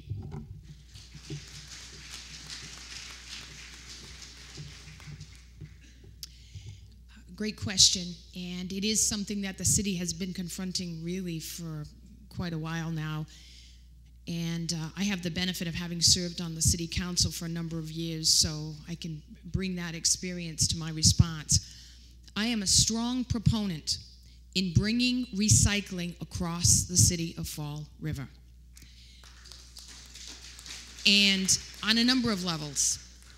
When we recycle, and you get those nifty little bins with the covers, it goes a long way towards containing the trash and keeping our streets and our neighborhoods much cleaner. And the people I've spoken to have said they like it. It's working. Now there's an educational process involved, and we will certainly do that, make sure everybody understands what needs to be done. We have to work with our landlords because, of course, they can't always be responsible for what their tenants might do. But when we instituted the pilot program while I was on the city council, we specifically chose a cross-section of neighborhoods, some nice residential neighborhoods that were pretty easy to maneuver, as well as some very densely populated multifamily neighborhoods. And what we found was it worked. Different challenges, but it worked. At the time, it was estimated that if we can go to 100% recycling across our city, we can save $350,000 each year in landfill fees. So not only do we reduce expenses in our operating budget, but we also clean our city. And additionally, we extend the life of the landfill. It's going to close at some point, and it's going to be very expensive for us if we have to start trucking trash. But A, the longer we can keep the landfill open, the better, because they pay us fees every year for the trash they take in, so it's a revenue stream as well. But also, the cost to truck it, if we recycle, the amount is going to be far reduced. So I'm a big proponent in addressing it, and I think we've got to get really aggressive with recycling across the city.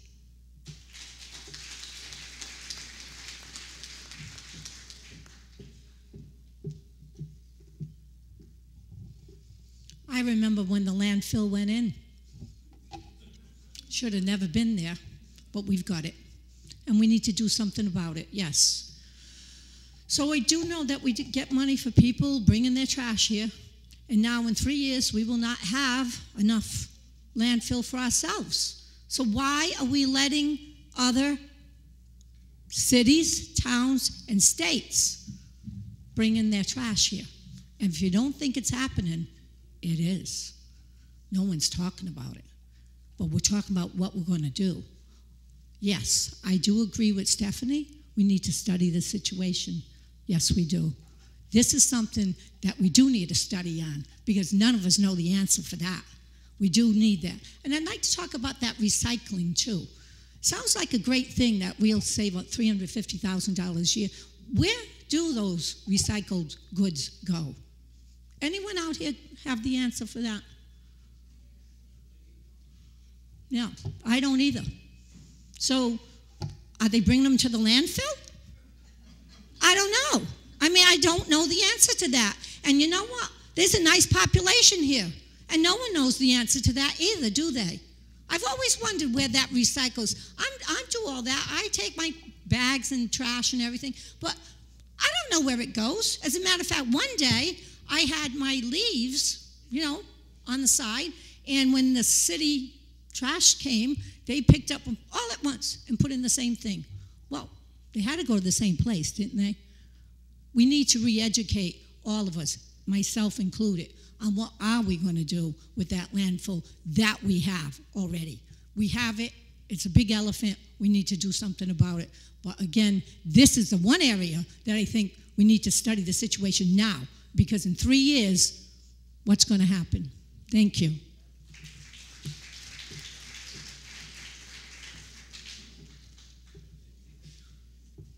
I also agree with the lady candidates over here. There is no answer. At least I don't have it right this second. Okay? If you can't burn it and you can't bury it, what do you do with it?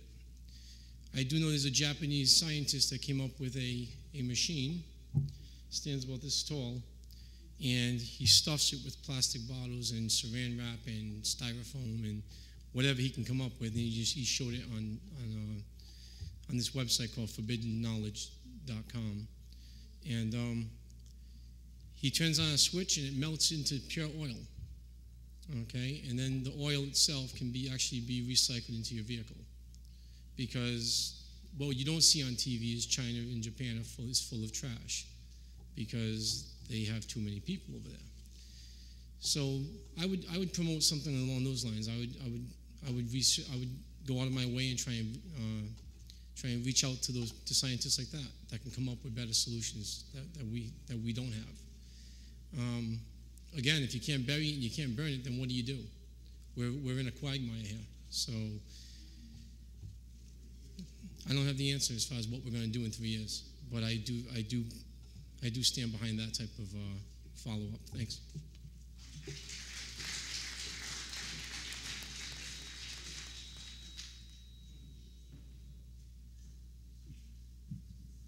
We've actually been asking questions for over an hour and 10 minutes. It's 8:45, and I'd like to know if you'd be willing to answer some till 9 o'clock.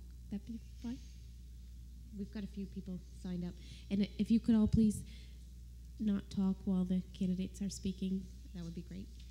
CJ Ferry.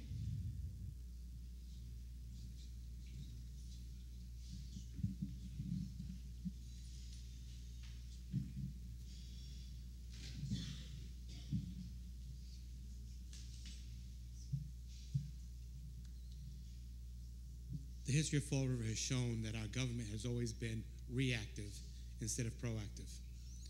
Currently in our U.S. Capitol, we have our House and our Senate debating the potential for a bill to raise our debt limit. That bill will include cuts to the states across this country, which will end up meaning that our state has to cut the budget. That budget means that cities and towns will receive less local aid, less program monies, and much fewer grants. Grants which this city is dependent upon to keep our fire and police officers in jobs and other city services in place. Mr. Mayor and the other candidates, what are you doing to plan for these potential cuts? Because once it happens, we then become reactive. What proactive plan would you take in looking at what will happen over the next 2 years with the budget cuts that are coming and the potential damaging cuts that will come if certain benchmarks are not met in the proposed bill? Thank you.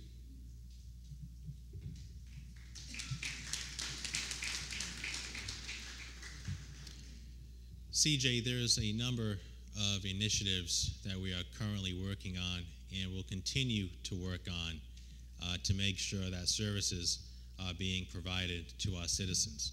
And you're right, a number of cuts have taken place at both the state and federal levels that have affected the way we provide services to our citizens. Look at the Community Development Program, where we had a multi-million-dollar federal cut.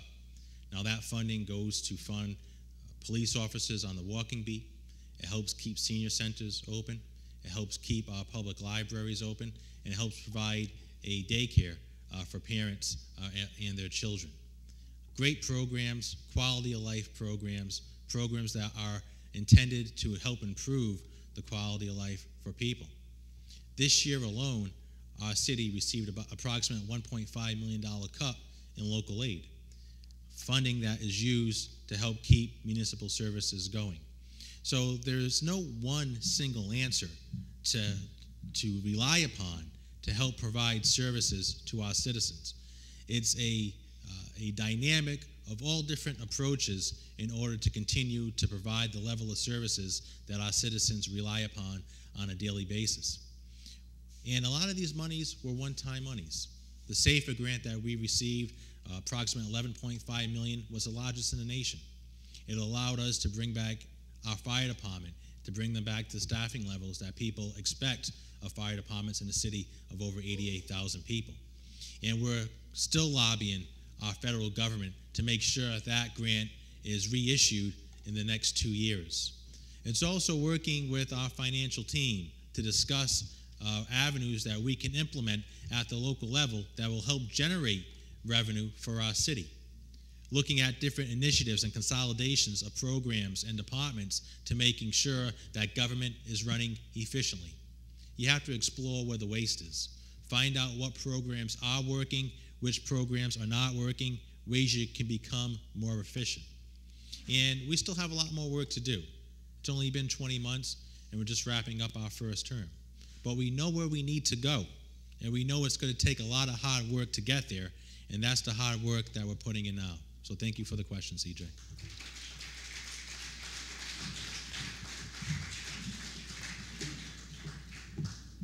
Why is community block grant money going to Froid?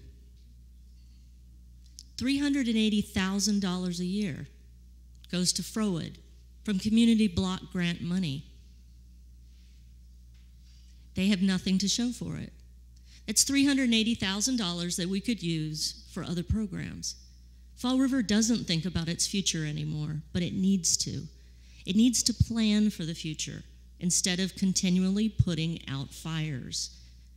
But some of these fires are our own making, and I don't mean me. There are certain circumstances where fires happen and only to have the fireman mayor go put them out as if he's the magic guy. I'm telling you that this is smoke and mirrors. The budget process started in March. Budgets should have been started the year before. Under my administration, the budget process will start July 1 for the next year, and we will begin with a zero balance. And every department will have to justify their expenses so that we can build a budget instead of just duplicating budgets. There is waste in there. There's waste that's been built up over generations, not just this administration. And we need to find out where it is and save the money. Why would we raise your taxes, my taxes, when there's people who already owe taxes that aren't paying them? Water bills, property taxes. It's time for people to pay their fair share, but not ask for more. So I also am against the override for the 2.5%. Thank you.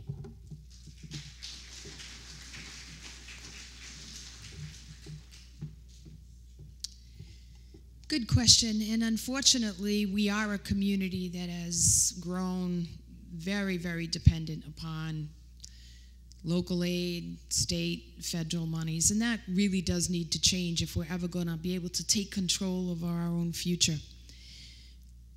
I've been a senior manager in the private sector for, maybe 15, 20 years, and I've also run my own business.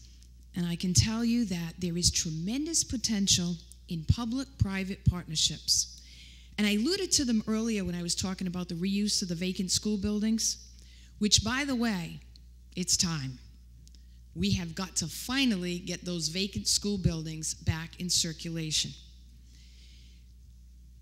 Ms. Corey alluded to the budget process. I'm a big believer in what's called zero-based budgeting. And I won't bore you with the details, but what it basically says is you will justify every dollar that you spend. And there will be results that have to be attributed with every dollar that is spent. This is an exercise that this community hasn't done in a long time, and it's time. It's not something you do every year, but it's something that needs to happen now, and it will start. Additionally, we need to take advantage of initiatives that have been around for some time.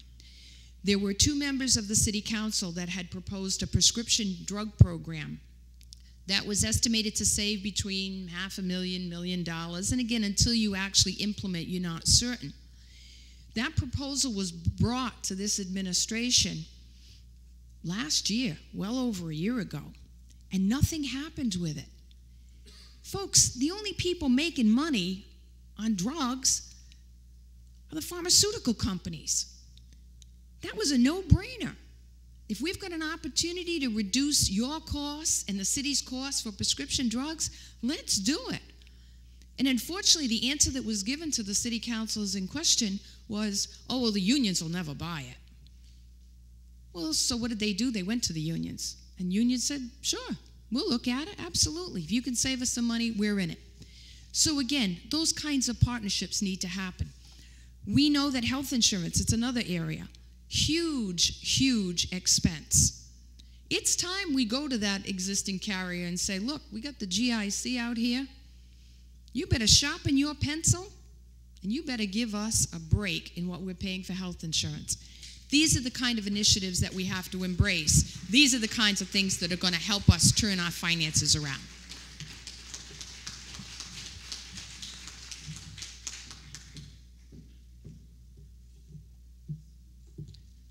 The city of Fall River is the largest employer of people. And as the largest employer of people, it needs to be run like a business. I've said that before. I've heard other people say that. Corporations are run like this. We do need to find out what this budget is all about. We need to find out where we need to save the money. We need to educate the people that are working for us. And every single person that is employed by the city of Fall River in every single department works for us. And they all should do their job. So not only do we ask our administration to be accountable, we need to ask every single person that works for the city of Fall River to be accountable for their job. And that's what we need to do to start off with. The other thing we need to do is the budget. We have to look at that budget hard. And I know we do depend on state and federal aid. And you know what? We need our fair share of that pie. Yes, we do. So we need to get that. You know, but we don't need to depend on it. When we were growing up, our parents supported us. We went on our own, and then we supported ourselves. We either made it or we failed. This city cannot fail. We cannot let this city fail. We need to really sharpen our own selves and get going and make sure that we are all accountable here in this city. I know I will do this, and I'm sure all of you will. You just have to get your friends, family, and neighbors to join in with this thought system. Thank you.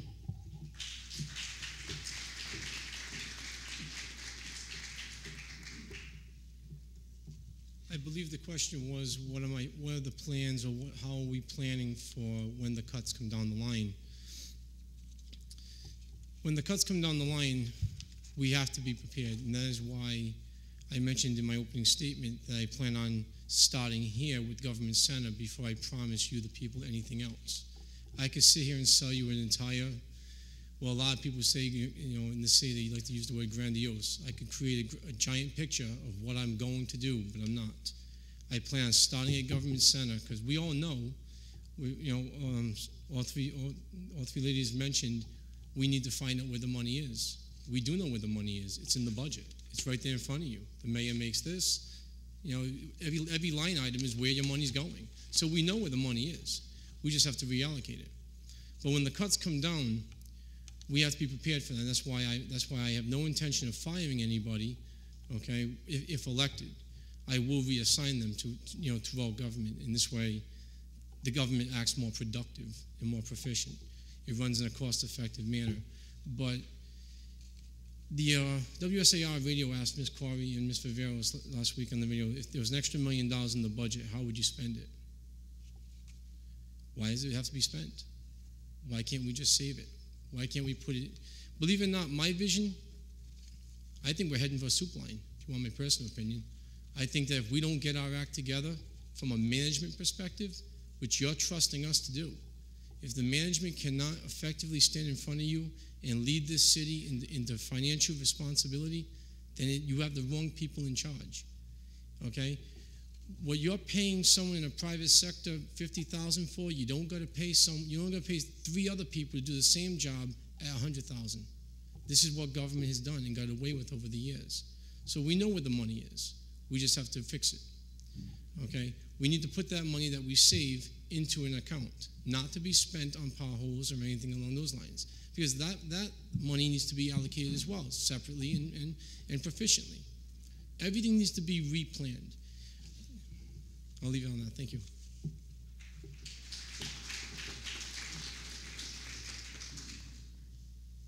Alima?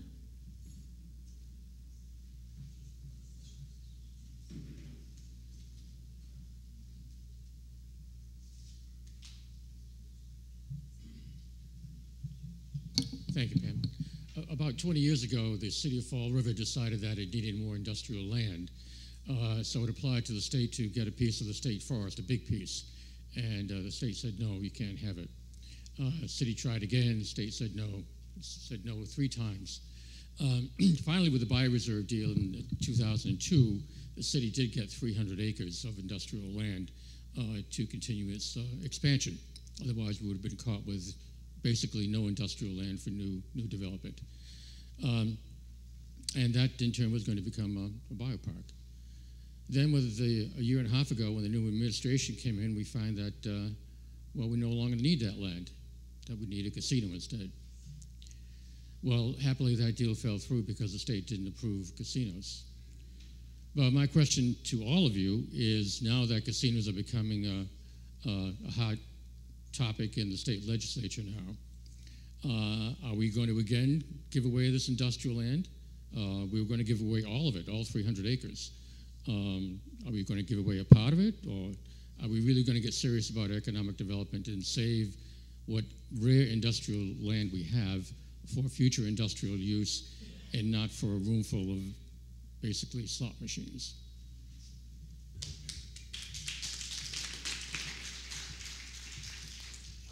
Al, throughout the last year, I worked very hard on bringing a resort-style casino to the city of Fall River.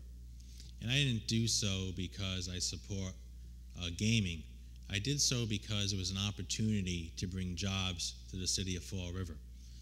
Currently, we have anywhere between 6,000 and 12,000 people unemployed in our city.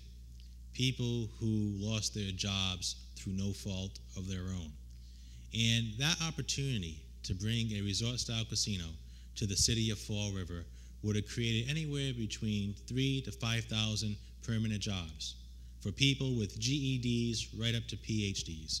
It was an opportunity to get people back to work again. And yes, we did try to site that casino on the 300 acres of land along Route 24. And the court spoke on the issue. You had 10 taxpayers who filed a suit in Superior Court, and Judge Moses, the presiding justice on that case, made a ruling.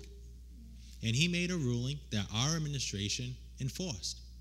As an attorney and as the chief executive officer of the city, if a law is ordered, we're going to enforce it. And as I stand here before you today, we finalized an agreement with UMass Dartmouth and the Commonwealth of Massachusetts to use that land for biotechnology, to create jobs in clean energy, in green energy, in life science, to get people back to work again here in our city. So I can tell you unequivocally that that 300 acres of land will not be used for gaming here in the city of Fall River. But the gaming bill is still being debated up on Beacon Hill. And it's still an opportunity to have a casino sited in our city. And we'll have the debate and discussion in the months upcoming to where a particular resort can be sited. But it's worth having that debate And it's worth having that discussion, because by having that debate and having that discussion, we're bringing an opportunity for jobs to our community. And that's the top priority, job creation. You want to see a reduction in crime? You want to see the quality of life improved? Give somebody a job. I can't tell you the number of times people have stopped me in the community and say, Mayor, I've just been foreclosed on. Mayor, I've just been kicked out of my apartment because I can't pay the rent, and I'm living over in the First Step Inn as shelter, or I'm going to the soup kitchen at Sacred Heart every Monday to get food. Too many stories I've heard like that in the city of Fall River. And this is thousands of people like them. So we need to do what we can to bring jobs to our community. Whether it's a biopark or a casino or any other opportunity, we have to pursue it. Because if we pursue it and if we become successful, it's one more person off the unemployment line and back to work.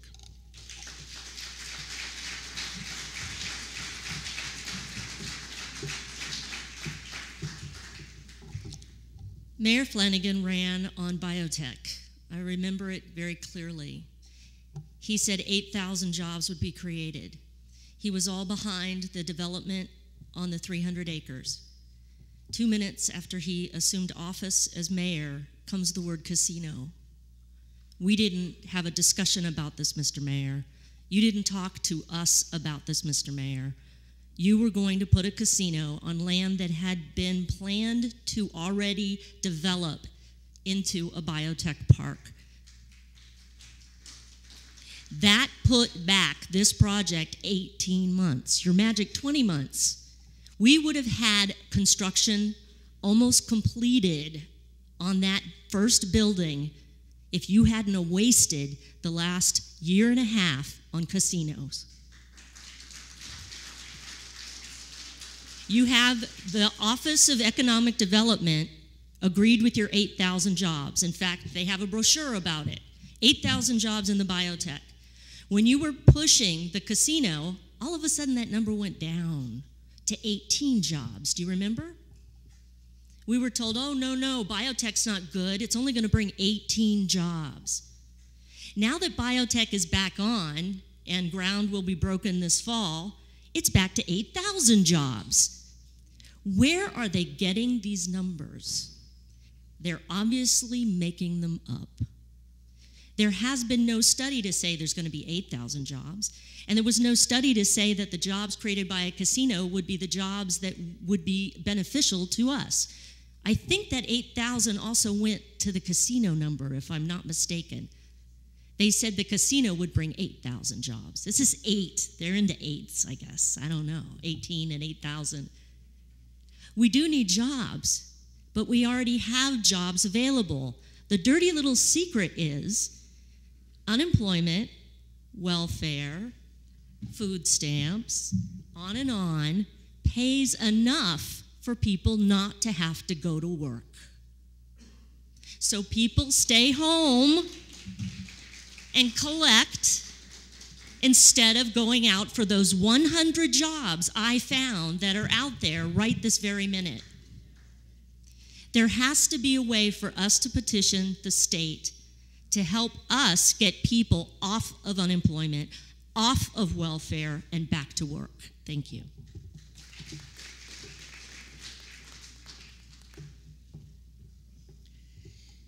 I want to thank you for the question, Al. And you and I worked very long and hard on a master plan, had it all ready to go, and unfortunately nothing's happened with that. So I appreciate the fact that you're aware that the biopark was in the making for 10 years, folks.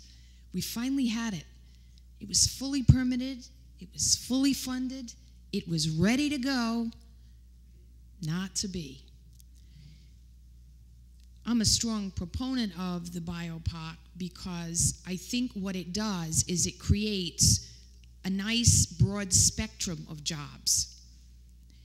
You know, when they talk about the fact that we don't have a high educational attainment level in Fall River and that's why businesses won't come, the fact is that my children, your children, our grandchildren, they're all moving away.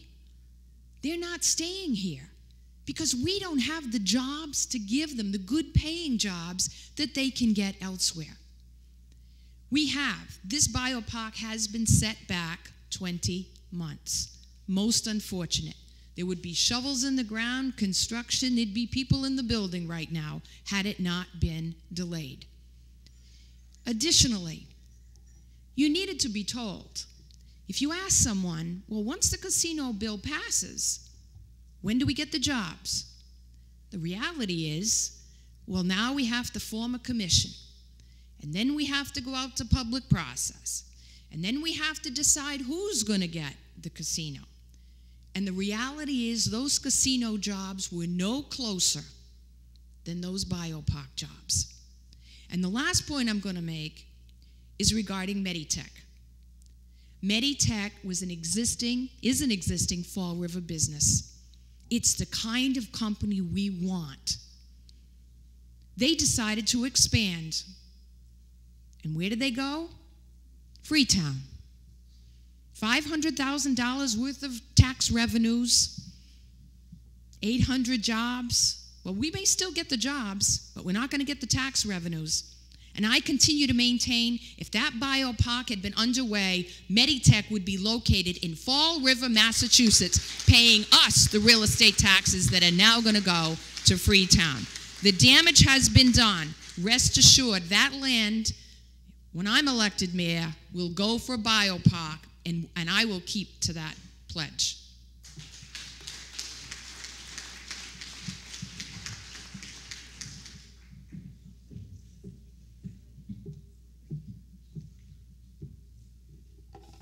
We get off the subject, don't we? I hope I'm not one of them, because that would mean I'm a politician. We're supposedly answering a question. I even forgot the question. I think it was about the casino. And instead we went into what was wrong and what happened.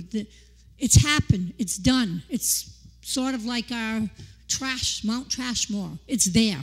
We have to do it. We do have the biopark. Thank God it's in. Okay.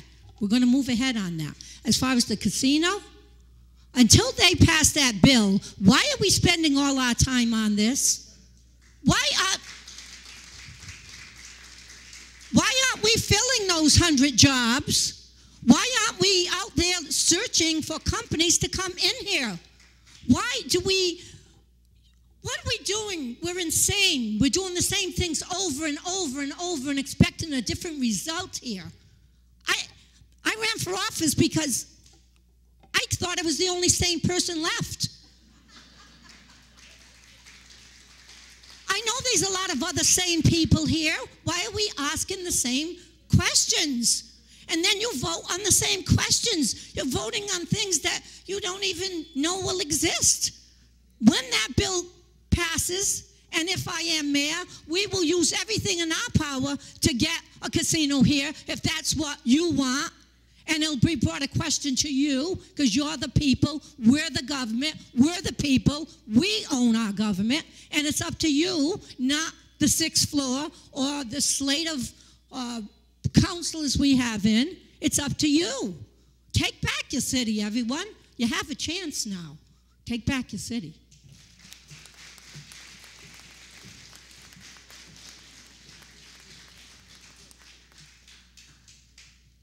The only way I would support a casino is under 2 conditions. One, the city of Fall River got 100% of the revenue, not the state of Massachusetts. The only reason the bill has to be passed is because the politicians up in Beacon Hill need to decide where the money's going to go and who it goes to, okay? Because if something works, then it doesn't take a 100-page document to make it work. Whoever's building the casino, the developers and the owners of the casino, because the state won't be the owner of it, they already know where their profits are going. So if it was to be in our city, all the money would have to come to Fall River. And at least 15%, if not 20% of the jobs would have to be guaranteed to Fall River people. That's the only way it would come to the city under my administration. But to stand here and tell you that government creates jobs, that is a straight out lie. You, the people, create the jobs. It's up to us to make the playing field manageable so that you can profit at it. It's not up to us. So for us to have departments like FOED, or we're going to have the biopark for 8,000 jobs, no matter what we propose to you, it comes down to private entrepreneurs and their vision of how business grows, okay? Our decisions to make the playing field inoperable is why people get up and leave. So again, to go back to my decision, or what I mentioned to you earlier about questioning the city council, I would work with them very closely to make the playing field for future businesses to a point where it would be so attractive that everybody would want to come. Everybody would want to relocate their businesses to Fall River because it would be in their best interest to do so. But it's never going to happen if the powers to be that are in charge right now don't want it. Thank you.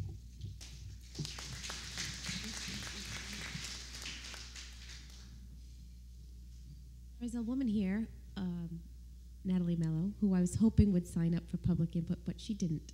But her daughter did. And this is going to be our last question of the night. Felicia Mello?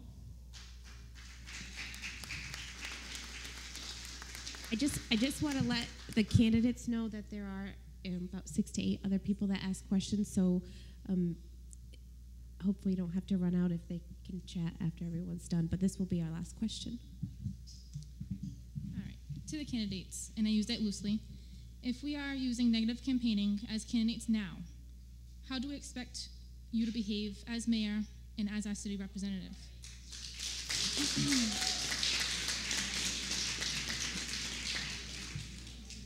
How can we use negative comments? I'm sorry. How can we use negative comments or pointed fingers, possibly, to create a positive future for our Fall River?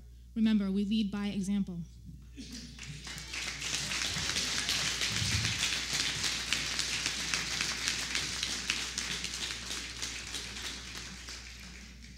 You are 100% right. You lead by example. And as I stated earlier, we don't build ourselves up by tearing other people down. And I think the reason why people get turned off with government is because they view it as two talking heads fighting and disagreeing with each other, and it becomes a dirty word. And, if you look at what's going on nationwide, our federal government was within days of the first time in our nation's history on defaulting on its national debt, where people that we send to Washington get more concerned with what's left and right and not what's right or wrong. And that's important. And as the mayor of the city, I have run and intended to still run a government that people are proud to be a part of. A campaign.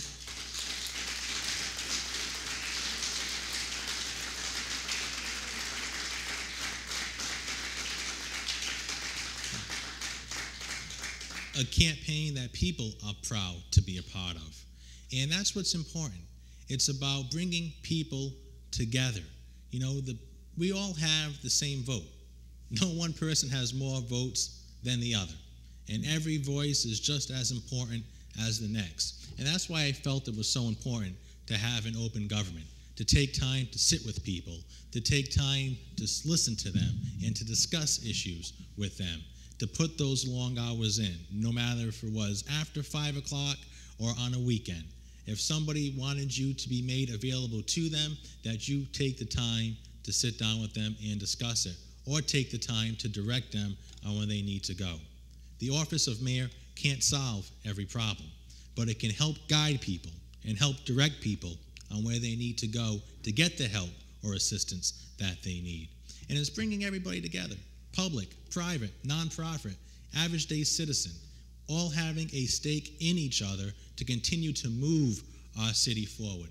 And that's so important. And I encourage you and your mom and people in the neighborhood to stay involved with your government and to continue to demand more of your government to ensure that we're creating the jobs, improving public safety, improving education, and making your life a little easier every day. Thank you.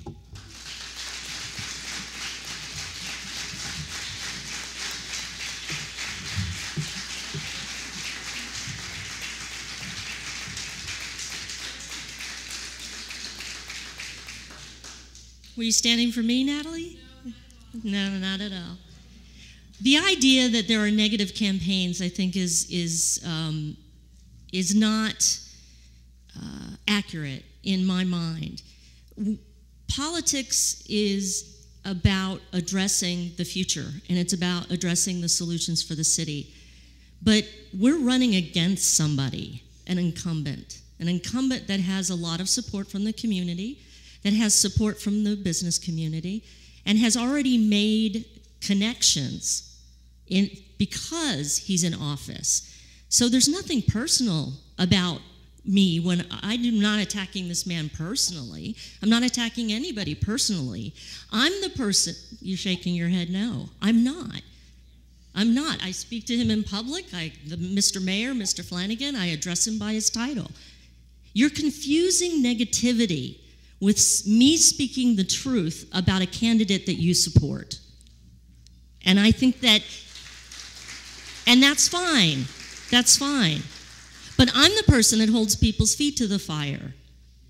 I'm the one who says, no, not today. Not on my turf, and not because my eyes are open and I see what's going on. So I'll say it out loud because I'm not afraid of anybody. I'm not afraid of anything because I care about Fall River. I care about this city. I care about the success of this city. So if I say anything that says, hey, remember the biotech, that's fair because he has a record that he is trying to run on, and I'm the person who's running against him. That's the way campaigns work. Nothing personal, promise. Hey. Please be respectful. That's the first time in this discussion that anybody's yelled out anything negative at a candidate. There's the negativity. Hey, excuse me. No. Excuse me, sir.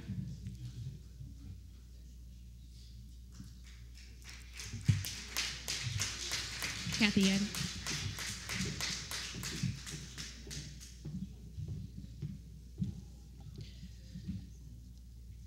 We do have an incumbent mayor, and he does have a record. And really what it all comes down to is you as voters are the ones who have to evaluate whether or not you're happy with what's happened to Fall River in the last 18 months. No one can make that decision except you. There were a lot of promises made in the last election. Now, we all understand you can't always do everything it is that you might set out to do.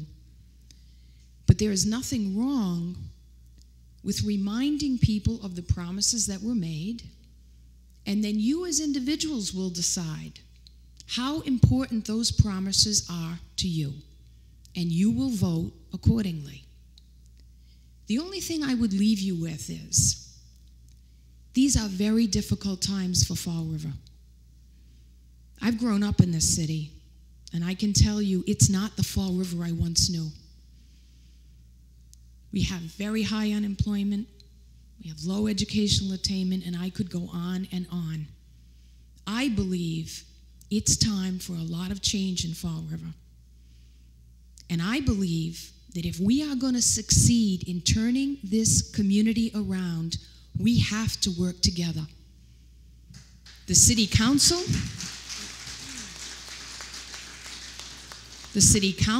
has to have a seat at the table, has to have a voice, and has to participate. The school committee has to have the courtesy of timely information, and they have to have a voice and a seat at the table. And every single one of you needs a voice and a seat at that table. And if you can't trust your elected leaders, then we will never, ever be able to turn this community around. So you need to decide, can you trust the person that you're going to elect not just to the office of mayor, but to any elective office. And only you can make that decision. But I urge you, unless you firmly believe in the person you elect and the decisions that they make, the skepticism, the negativism will continue. And it has to stop because it's not productive and it's not going to help us turn our city around.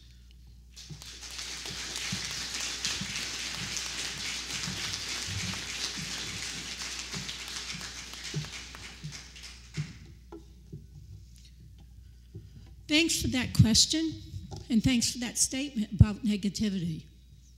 When I first came in here tonight, I met a person, and they were very negative. They actually left just now.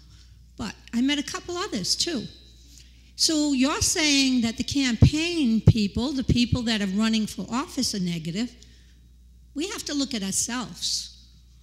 We're all negative, but we're fighting to be positive.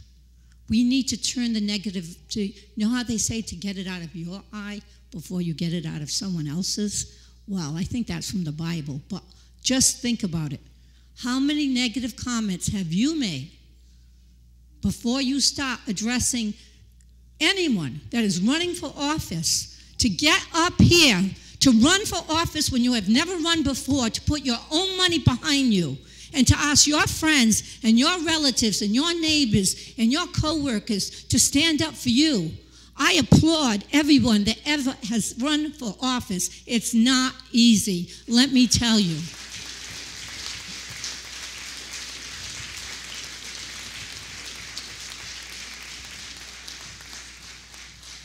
And I went out when I first ran for office, and I approached just about every candidate, including the mayor. And I said, I will never say a negative thing. And I have never done that. But I'm not saying I'm better than anyone else. We're all negative in our own ways sometimes. Maybe we all need to look at ourselves before we point blame at other people.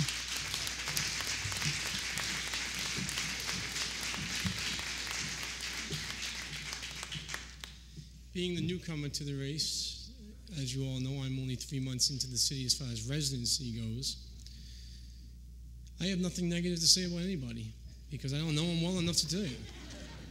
Yeah, all I can say is I agree with Ms. Viveros as far as the incumbent. Okay, has a record, as does every other elected official. Their voting record speaks louder than anything. So do the research. Look at their voting record. If their record says they're against the city, then get them out. If they're against you, the people, get them out. You have the opportunity to do it in the next election. Okay, so negativity is something that starts from within, but I can't comment on that right now because I don't know any of you well enough to actually say that as well. But I have nothing negative to say. I vowed I wouldn't run a negative campaign, so that's how I'll end it.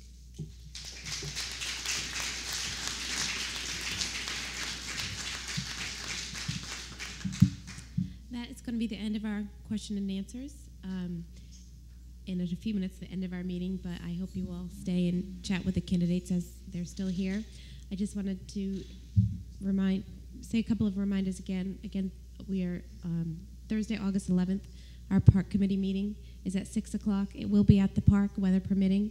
We will also be cleaning up in preparation for the next evening's family movie night. That's Friday, August 12th from 6 to 10, and I hope that you will all be in attendance. Again, Saturday, September 10th from 8 to 2 at Kennedy Park. There is a full park cleanup, upper park, lower park, and the overlook. There is no meeting in September in observance of the Labor Day holiday. Our next meeting will be Monday, October 3rd. That is going to be the City Council Candidates Night, and that is going to be held on the second floor at the Atlantis Charter School. It seats 175 people, and that's it. So it's going to be first come, first serve for seating, and that's the second floor. It's the chapel at the Atlantis Charter School. It's a beautiful room. So we're happy that they're allowing us to use that facility. We could not use that tonight because it is not air conditioned. Again, we are about to start a huge fundraising campaign for a new playground. And I will will send out information. As you all know, I love to email as much as I love my flyers. So everything is on the back table if you want information. And I would just like to, again, thank you all for coming and speaking tonight. We appreciate it.